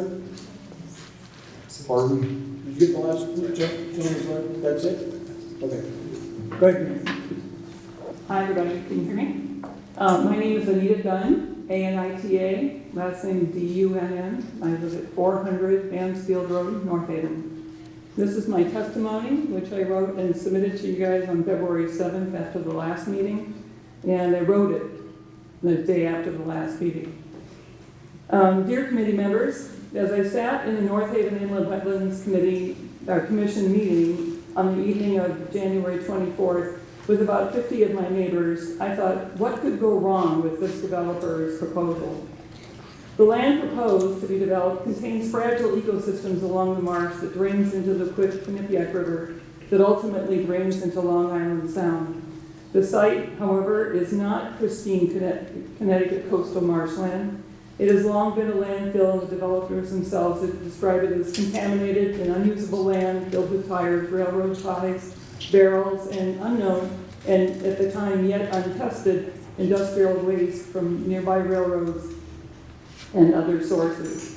Adding industrial fill as proposed, or BUD, to the level of the land to 20 feet would require thousands of trucks of like materials. Does this mean more tires, more ties, more barrels, etc.? Also, much of the current site has been long undisturbed, and digging and dredging would create a potential to release long-buried chemicals into the groundwater and the river. The site is too close to the sea level. Per the USGS, the U.S. Geological Survey, the Quinnipiac River Marsh Trail, the Wildlife Trail, is currently at elevation of 3 feet, plus or minus 4 inches above sea level, and at high tide, it's in the high tide flood zone. Per NOAA, National Oceanic and Atmospheric Administration, estimations of sea level rise using NASA and National Aeronautic and Space Administration satellite imaging suggests that the area, the land, and the railroads, or the roadways that will be at or below the sea level in 10 to 30 years in my lifetime. Although not yet formally proposed to the Commission, the ultimate plan discussed in the drawings that shared with the group in the January 24th meeting was to build a waste incinerator and a recycling plant on the filled and leveled land.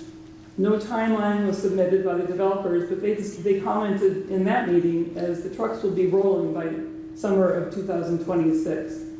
The developers described the plant to be the state-of-the-art, never before built, and a one-of-a-kind worldwide, which sounds fantastic and ambitious. They suggest that all of Connecticut, as well as all of the U.S., would benefit from this model of recycling. Do we really want or need such a huge trash incinerator and recycling plant on this fragile coastal area? There are too many unknowns and too many factors that have not had adequate consideration. I feel the current proposal should be rejected. Thank you.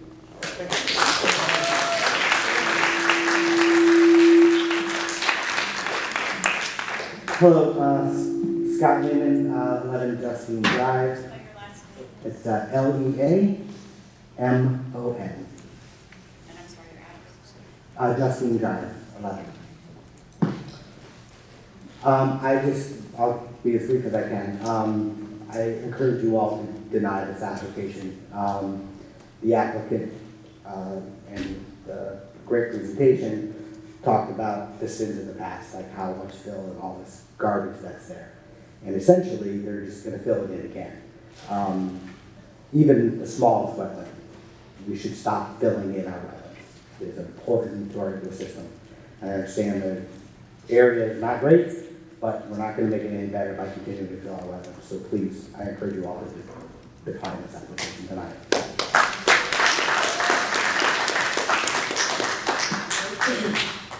Hi, good evening. I'm Courtney Couples, Cupples, and my residence is 10 Old Farm Road, North Haven. This is very simple point, but again, kind of along the lines of Mr. Kaplan's comments last meeting and this meeting, just pointing out some further inconsistencies in the application process and what we're hearing, for example, tonight. We've seen some lovely pictures of green meadows presented to us, which look very attractive. But in the application to this commission, just to clarify some questions about the cap that are kind of left standing based on the application. So I'll just read from the application itself. But the cap does include 50 acres, primarily along the central and southern portion of the site. Assumes 20 acres of the site will be developed with buildings, the foundations to be included as part of engineered controls, 40 acres of cap to be parking areas, roads, and open areas, and 10 acres to be grass vegetated buffer areas. Assumes approximately 10 acres to remain as wetlands, surface water bodies. So it's very clear, number one, because you can't add those numbers up and get to 50 for the capped area. But I think it'd be helpful to understand kind of the pictures of the meadows and where they fit into that 50 acres of capped area and where the buildings, parking areas, and roads fit in as well. So, thank you.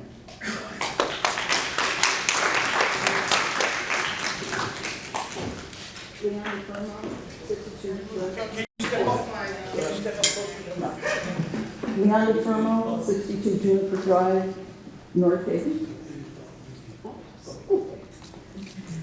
I have just a couple of questions. We'll talk about the applicant, but who owns this property that we're talking about? Would you like to correct me? That's easy. Yeah.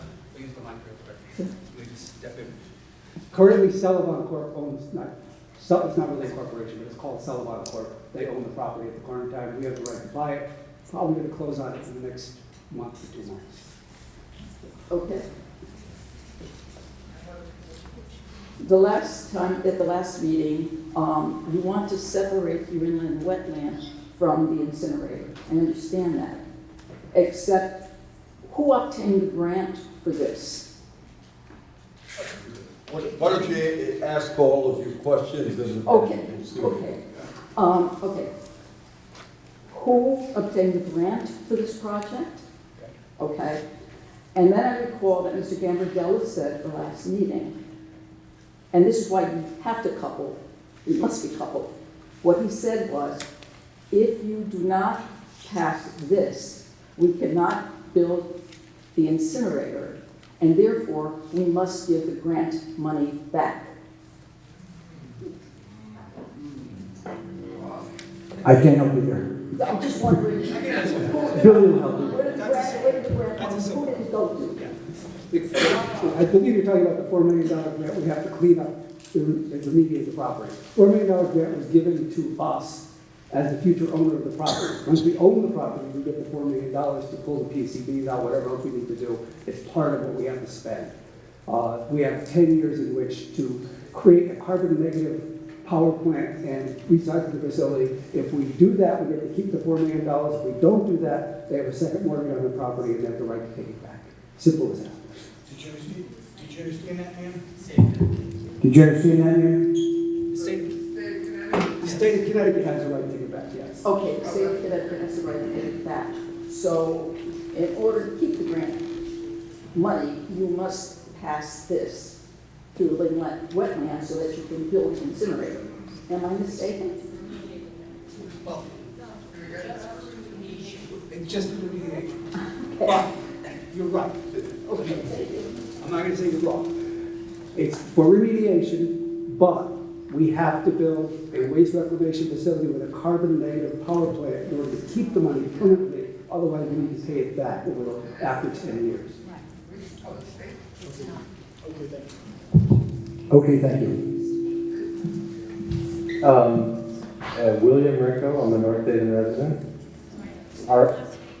R-I-C-H-O, Rico. And your address? 280 Bayard Avenue. You're welcome.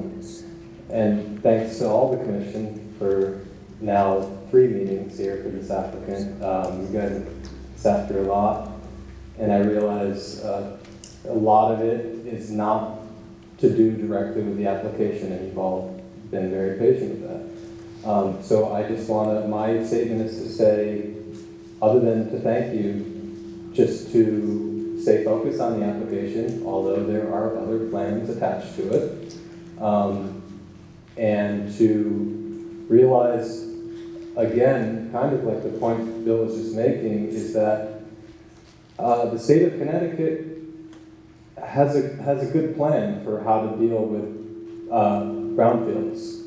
And they actually encourage the remediation and development of brownfields. They're begging for projects like Bill's.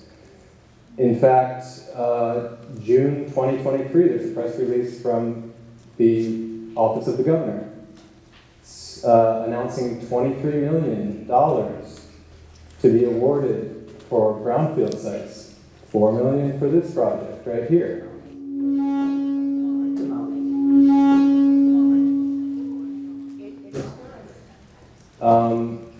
I'm just, I guess, asking you all to focus on the current application, not to get distracted by the other things, a lot of which is misinformation, and see this as an opportunity to remediate and develop a brownfield and be a leader in the state. That's all. Thank you.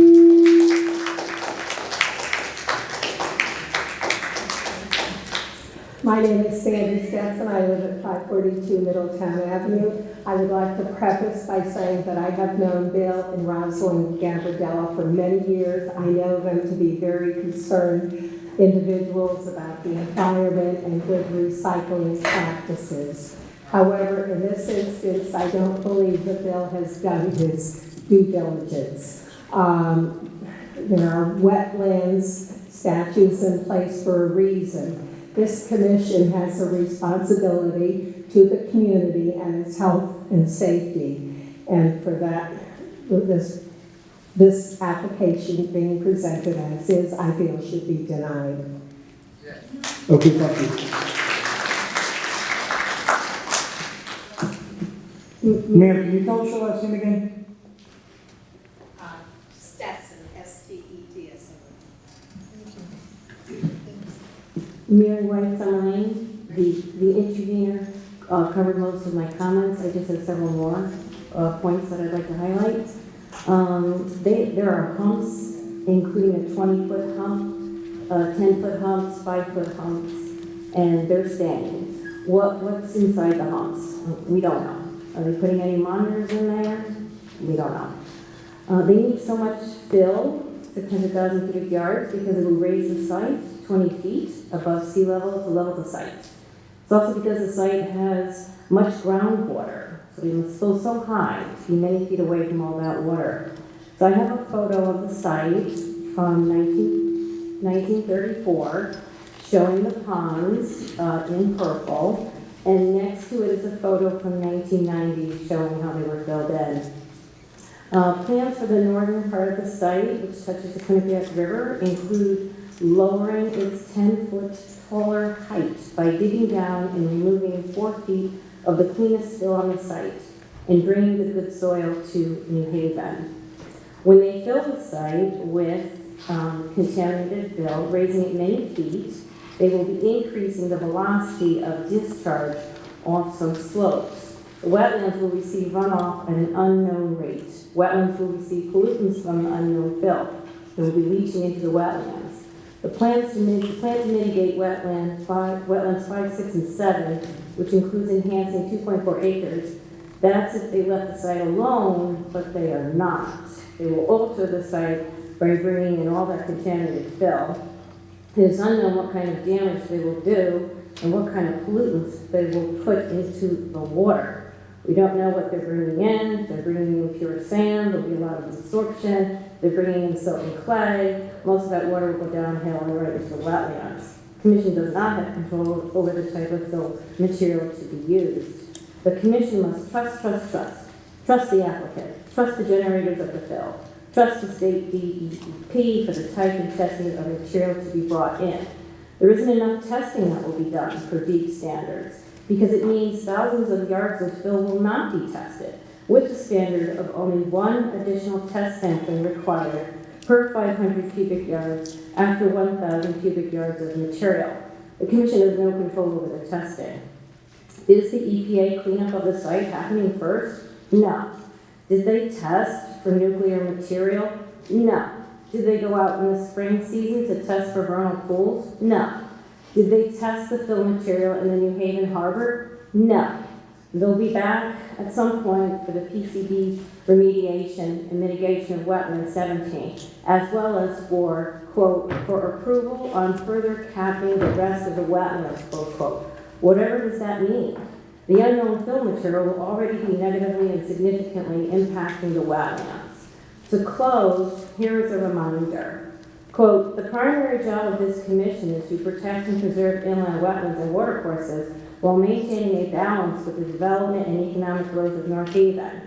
Close quote. This application will negatively and significantly impact the wetlands and watercourses. It is a request for a blank check. Don't give them one. Protect the wetlands and watercourses and aquatic life on this site, because there is life on this site.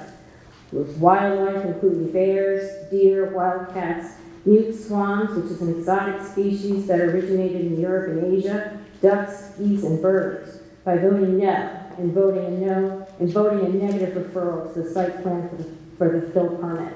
Thank you. Thank you.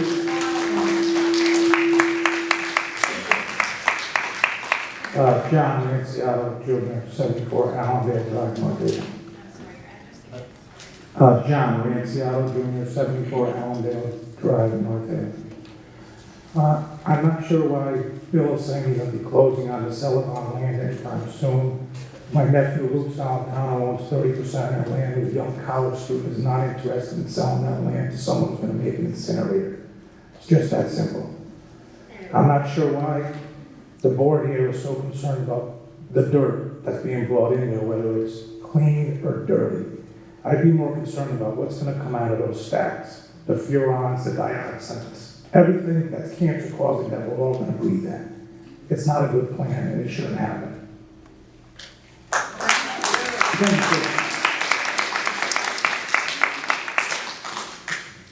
Good evening. My name is Ron Penton, Penton. I live at 132 Pool Road. You guys did a crappy job tonight. It's hard. I sat on that side of the table for 10 years, so I know just where you're coming from and the things you have to balance. So I don't envy you that. I happen to be upfront against the application that you're looking for. I'm not necessarily against the concept. I think the idea of trying to do a better job of recycling is a good one, and I applaud the applicant for trying to go down that road. I happen to think that bringing 600,000 cubic yards of dirty fill, you can call it contaminated, non-toxic, whatever you want to, but it's not clean fill. And I don't think that's a good thing to do in or around wetlands or anywhere. It's a lot of stuff. And as you all know, nobody knows exactly what it is. If it was clean fill, I wouldn't have as much of a problem. But there's a $50 million difference. They'd have to pay $20 million for clean fill. They get paid $30 million for bringing in dirty fill. It's pretty simple math. Be that as it may, I would ask that you vote negative referral onto this, but without prejudice, and ask them to come back with a better plan. And I hope that I'm not the last person to speak. There's a lot of people here, a lot of people clapping. Please come up and speak your piece if you'd like to. Thank you, Ron.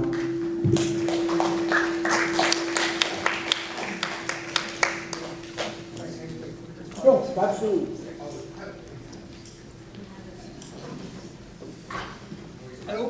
I don't see Mary Machiste here anymore, but, oh, there she is, Mary. Mary, I have a lot of respect for Mary, and I appreciate what you said. That's why I wanted to come up and clarify something, and I wish you could talk to the commissioner about this. The reason we have to do it this way is because the bud permit is a new thing.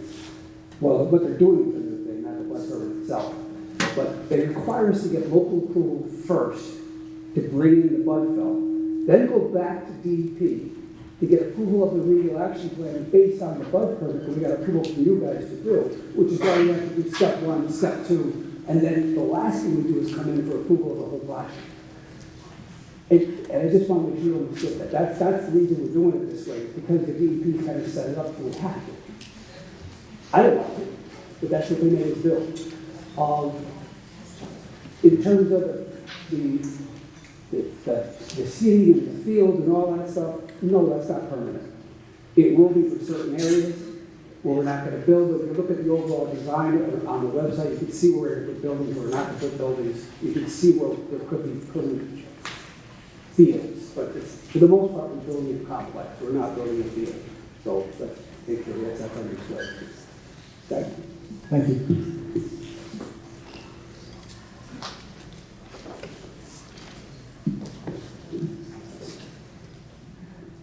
Good evening. My name is Lana Claire Ives. I reside at 369, 367, 371 Mansfield Road and 2605 Ridge Road in North Haven, Connecticut. I am absolutely opposed and appalled at this application. I almost want to say that straight out. I had an opportunity to go through everything the last time I came to this meeting. And I said to myself, what is going on? I'm really glad that you seem a little more organized this time, because last time it was very scattered. But you still have some problems with what you're saying, and you're putting the cart before the horse when it comes to protecting the wetlands. Protecting the wetlands is a no-brainer. Filling them in is no nonsense. It is an ecological crime. That's what it is. And our job as residents and citizens of this town is to come out here to these meetings, you see, just like Nancy Alderman did, at over 80 years old. And I commend her spirit. And I commend her for doing that. And for her to be heckled, this is something we did to women back 50 years ago. We don't do that now. I'm going to make that clear, very clear. We don't heckle women when they're speaking. That was something that was years ago, no longer. That's archaic. It is a crime to fill in wetlands. It is our responsibility as everyone here in this room. And you can see them coming out here. They could be going home. They'd be sitting on their couch. They'd be watching this on TV. No offense, I don't think we'll have to watch our television station, but it's here. And here we are, everyone in front of you. These are your neighbors. It's not in my backyard, people. So a lot of times in these commissions, that's what it's about. Oh, this is not my backyard, people. They don't want it in their backyard. I've seen that a million times. This is your community. And you have a responsibility to protect your community. And the first step in doing that is all of you on this committee. You are the barrier. You are like that police officer standing in the bathroom. He is here to protect and to serve the people in his community. And so have each and every one of you that same responsibility. And I hope that after hearing this tonight, that you'll deny this application wholeheartedly. Because what's happening here is a crime. It's a crime against humanity. And I'm just going to close with one statement. These aren't my words, so I have to read them.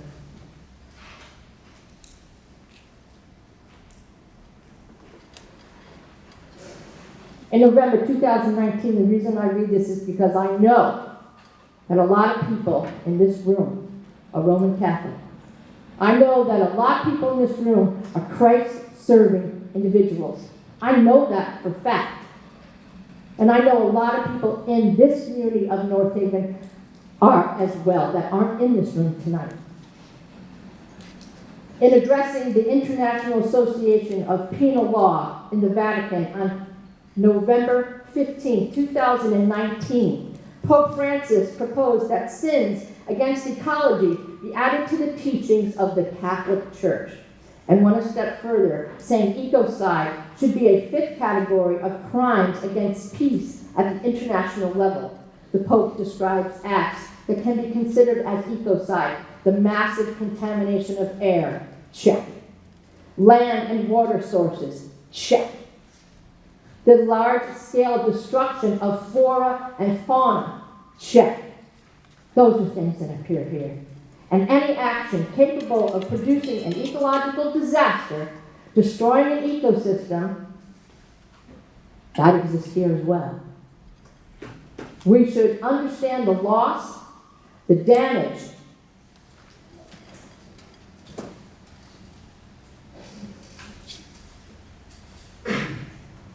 and destruction of ecosystems of a given territory, so that its enjoyment by the inhabitants has been or may be severely affected.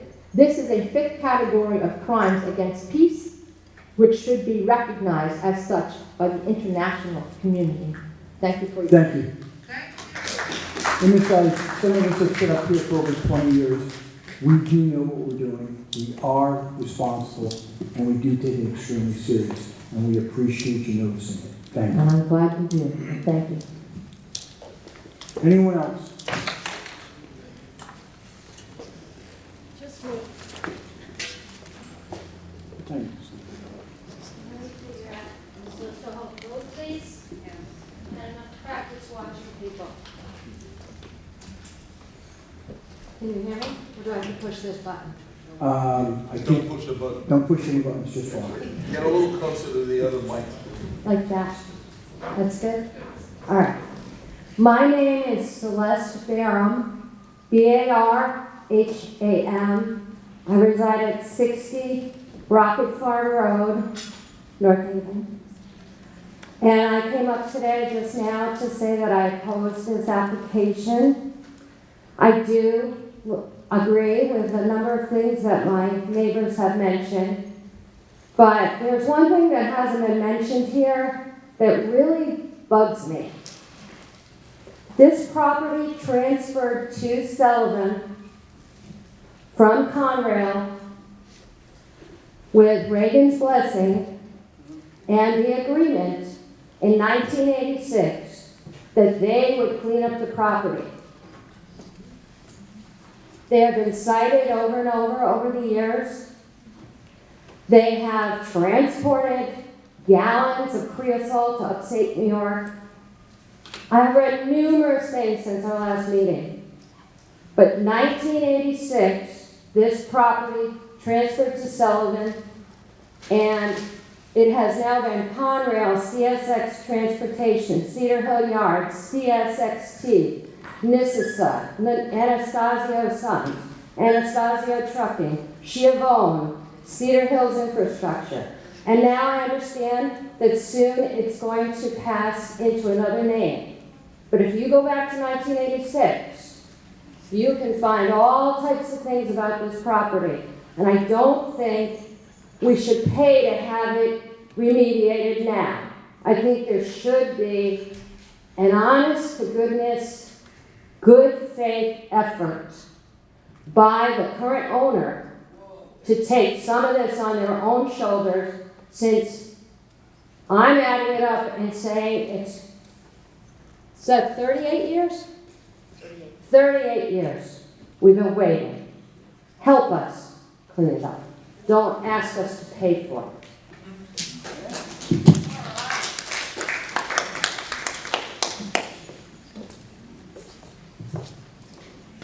Good evening, everyone. My name is Mary Bates Westman, Bates hyphen Westman. I don't live in North Haven, but I do work on Universal Drive close to this site.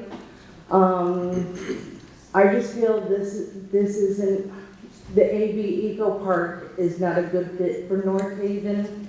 I'm concerned about the health, the quality of the air, and seeing that I work out here. Also, I was just wondering if there was anybody else besides Mr. Dean doing testing out there. That's just wondering. But I don't think this is really a good idea. Thank you. Okay, thank you. Is there anybody else doing testing out there? Bill, you want to just touch on that? I mean, we haven't heard of anybody else doing testing out there. I mean, yeah, I mean, it's you and you alone. So,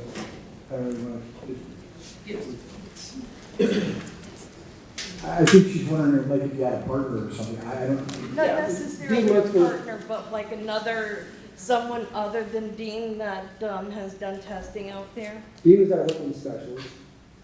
Tim does all the environmental testing. Planning and engineering and David go out there, they've done many boring tests. So we've got 3 different engineering firms out there doing the testing. It's not just the amount of testing that Tim was talking about, there's far more than that. So there's 3 different individuals doing testing? 3 different firms, yeah, large engineering firms. Okay. Anyone else in the room would like to speak? I forgot to say one thing.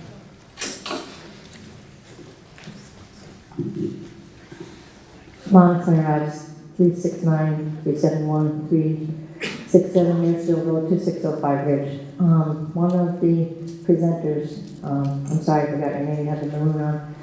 He had gone into some depth about the monies needed to clean up the site. And I think he said that it was, I think it was a slide actually, and it said between $500 and $600,000, I mean $600 million, or $400 and $600 million to do that. So I started thinking about this when I was sitting down and said, well, you want a permit to fill in these wetlands and then remediate or spend $30 million. Well, that doesn't seem like enough. And then it would be perfectly safe. So I started thinking, well, that just doesn't make any sense. Because if you need to spend $600 million to get this site to where it needs to be, and you're only spending 30, that's only 5% of what needs to get accomplished here. So Okay. that doesn't seem like enough. I think you misread it. The gentleman stated it would be about $600 million to put it back to pristine ground, pristine. Okay. Like there was never a railroad there, and there was never industrial property. So let's be fair about what's being said. Okay.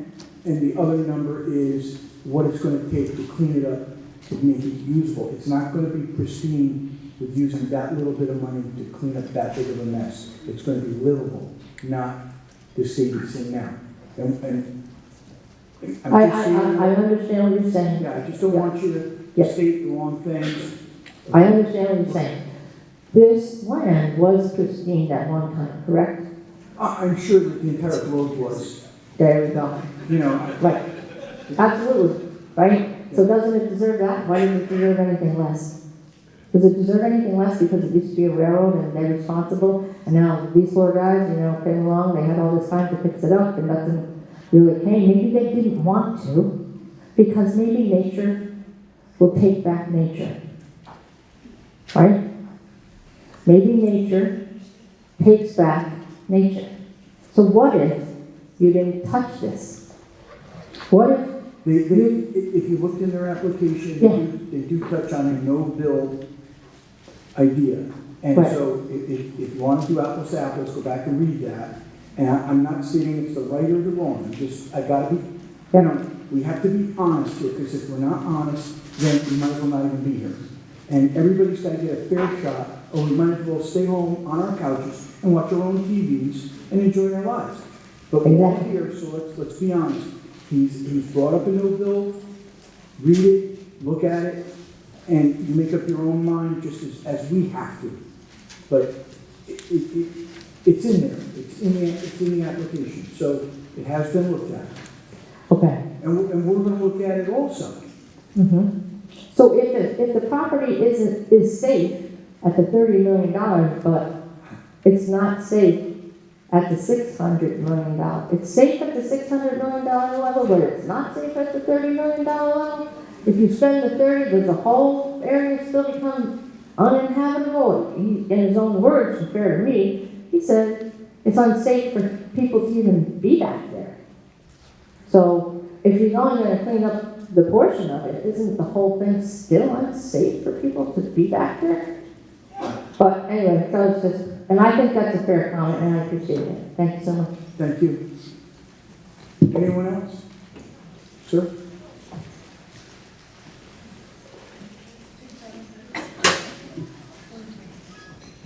Hi, my name is Paulus Chan, Paulus Chan.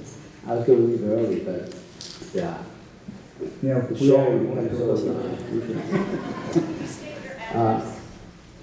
I live up Forest Hill Road in North Haven. Yeah.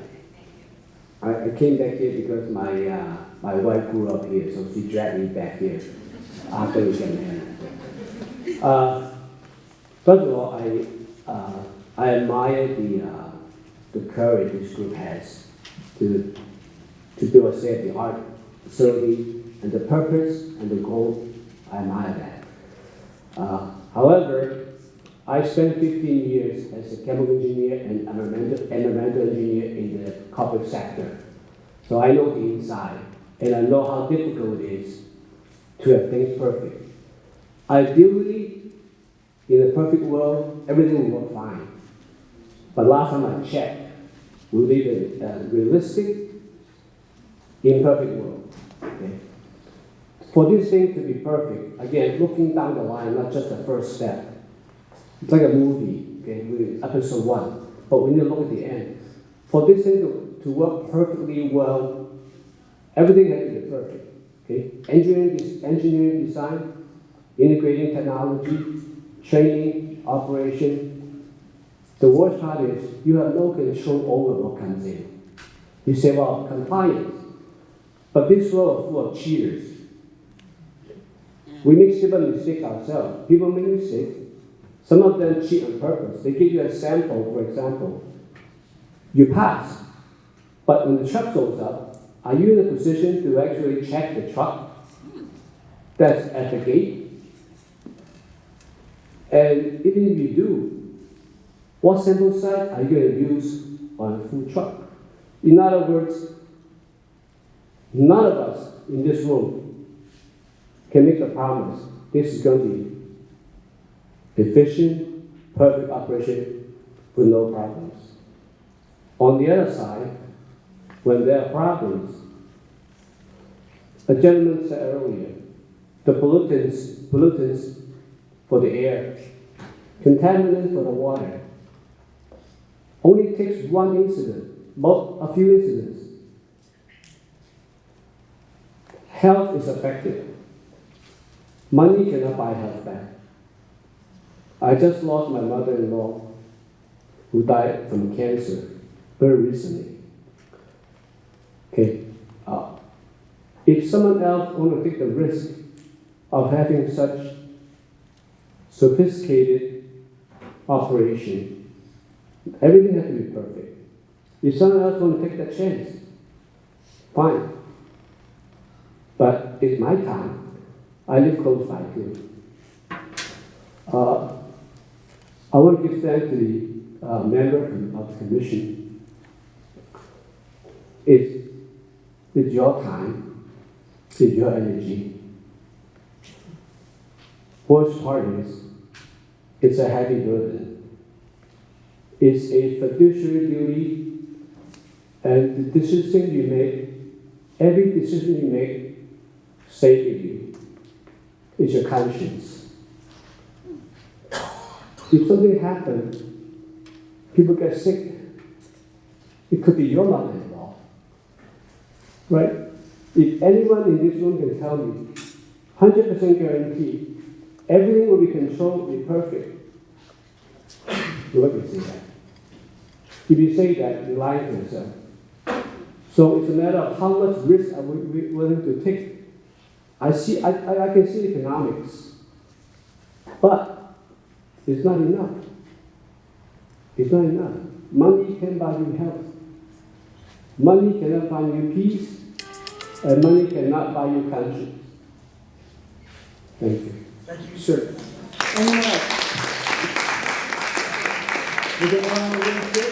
Anybody else would like to speak? I don't see anybody. Okay, I'm going to close the opportunity for you guys to speak. I am going to ask Billy if you'd like to make another. I can wait. You want to take a 5-minute break? Why don't we take a 10-minute break? We're going to take a 10-minute break. I think everybody has to take about it. Okay, seeing as nobody else wanted to take the mic, what I want to just do is I just want our secretary to just read into the record. I have 1, 2, 3, 4 letters that came to the commission. I actually have more, but Ms. Dunn read hers, so we don't have to do that. And the other one, the person also read their letter. So, John, can you just read the names and just that we received their letter? All the letters are in opposition. You don't have to read the whole letter. It's after 10 o'clock at night. No, just read the name and address of the person. What's that? I believe that one was read to us already. Wasn't that the gentleman that read his letter, or is that the one that? Okay, not that. Okay, just read who it's from, if it's opposition or approval, and we'll go from there. It's going to be in the legal record, but I just want their names read and that it was in opposition and that we received their letter.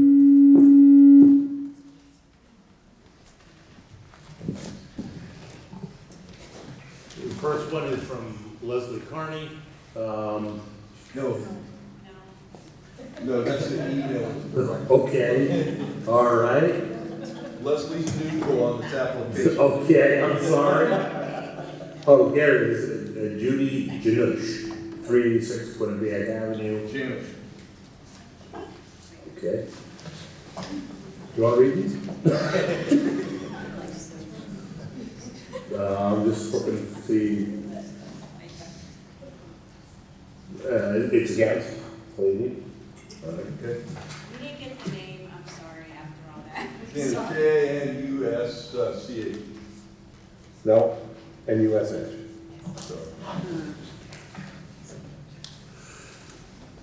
This is from Catherine Pasquarello, Pasquariello.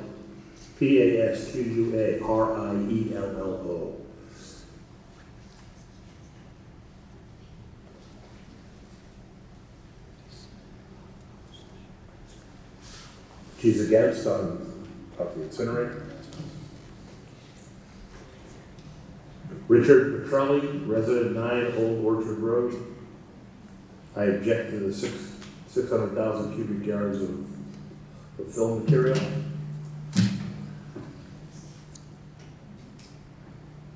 Christine Chromiak, Chromiak. No address on here. Against. Okay. Yes, Mike, yeah, there it goes. Okay, so they were read into the record. And Billy, would you like to make a final statement? I don't know if you want to touch base on what people said, or, I don't know. Very, very brief. Whatever you want to do. Very brief.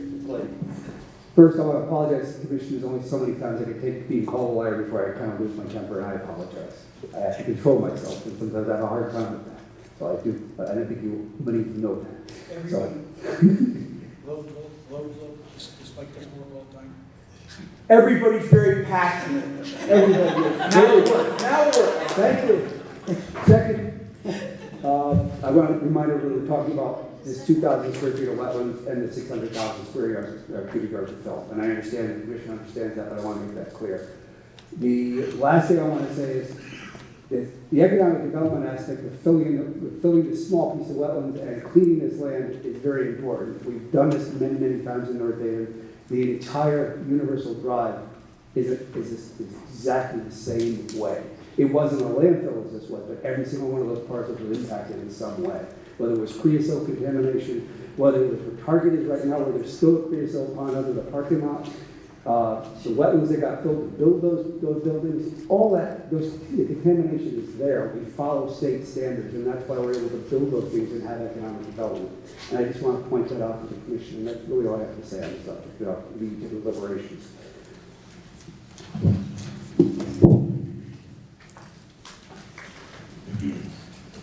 Okay, thank you, Billy. At this time, I'm going to close the public hearing. Let it be known, the public hearing is now closed. It's done. No more testimony. Due to the fact of the time, due to the fact of all the new information, the tons and tons of comments from the public, the commission has decided to not deliberate tonight. We're going to close the public hearing. I'm going to ask for an adjournment as soon as I can so we can get the heck out of here and go home. Everybody's got a lot to think about. We've got probably some researching to do. Some points were brought up by the public that we want to look into. There were points brought up by Billy we want to look into. Again, I want to be as fair as possible. I want to act on Billy's application, not what some people may have thought that Billy's application was. Billy's application, as he's mentioned, is to fill one wetland, to work in a buffer zone, and to bring in fill. And that's going to be our decision. It's not an easy one, but our decision is going to be our decision. It's not something to do with an incinerator. It's down the pike. It's not this application tonight in front of us. There are many things that we have to look at in this application.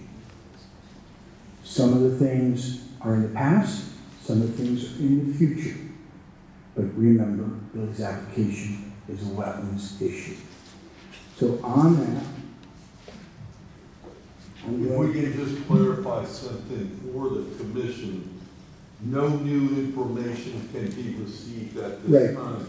If This is it, a nothing. member of the applicant's team or proponent or opponent contacts you, please tell them respectfully you cannot speak with them. We'll come back and deliberate, but no new information can be received. And really, any contact with the applicant would be inappropriate at this point. And the same goes for the commissioner, if you're talking to other people. Keep your thoughts to yourself at this time and do your homework. And we'll look at all the information that's been given to us, and by God, we have information. So we've got to cipher through it. Okay? If you can just act on the minutes from last month, that would be wonderful. Okay. Can I get a motion to, Before you do that, please, we were collecting signatures from people on the petition right here on the way in, and we have those, and we asked somebody from your group, like, what should we do with those, and they said, have them copied and bring them down to City Hall and submit them to you. they would go to Alan Frederickson Land Use. Okay, and the contents of the petition were already provided to the commission. So the wording of it and all of the contents they had prior to the close of the public hearing. The only thing that they do not have is exact number of names that are on there, which technically should not be permitted at this point. But understanding that the petition existed and what the feelings of those folks were has already been submitted. Thank you. We will deliberate at our next meeting, which is our next, monthly meeting. Yeah. March 27th. 27th. I don't know if there was a motion yet to close the public hearing. He closed it. He swung his gavel. Done. No motion. As soon as I close it, it's over with. So now I'm looking for a motion to accept the minutes from our last meeting. Anyone but Paul and Jim. Yep. So can I get a motion? Joe Kennedy made the motion to approve the minutes. Joey John Whitcomb seconded. and John Whitcomb seconded. And that's to approve the minutes. Now I'm going to look for a motion to adjourn. Pam's going to move to adjourn. Joe, do I get a second? Joe, do I get a second? Okay, Joe's got the second. Thank you very much. The preceding program is brought to you in part through a grant from the town of North Haven.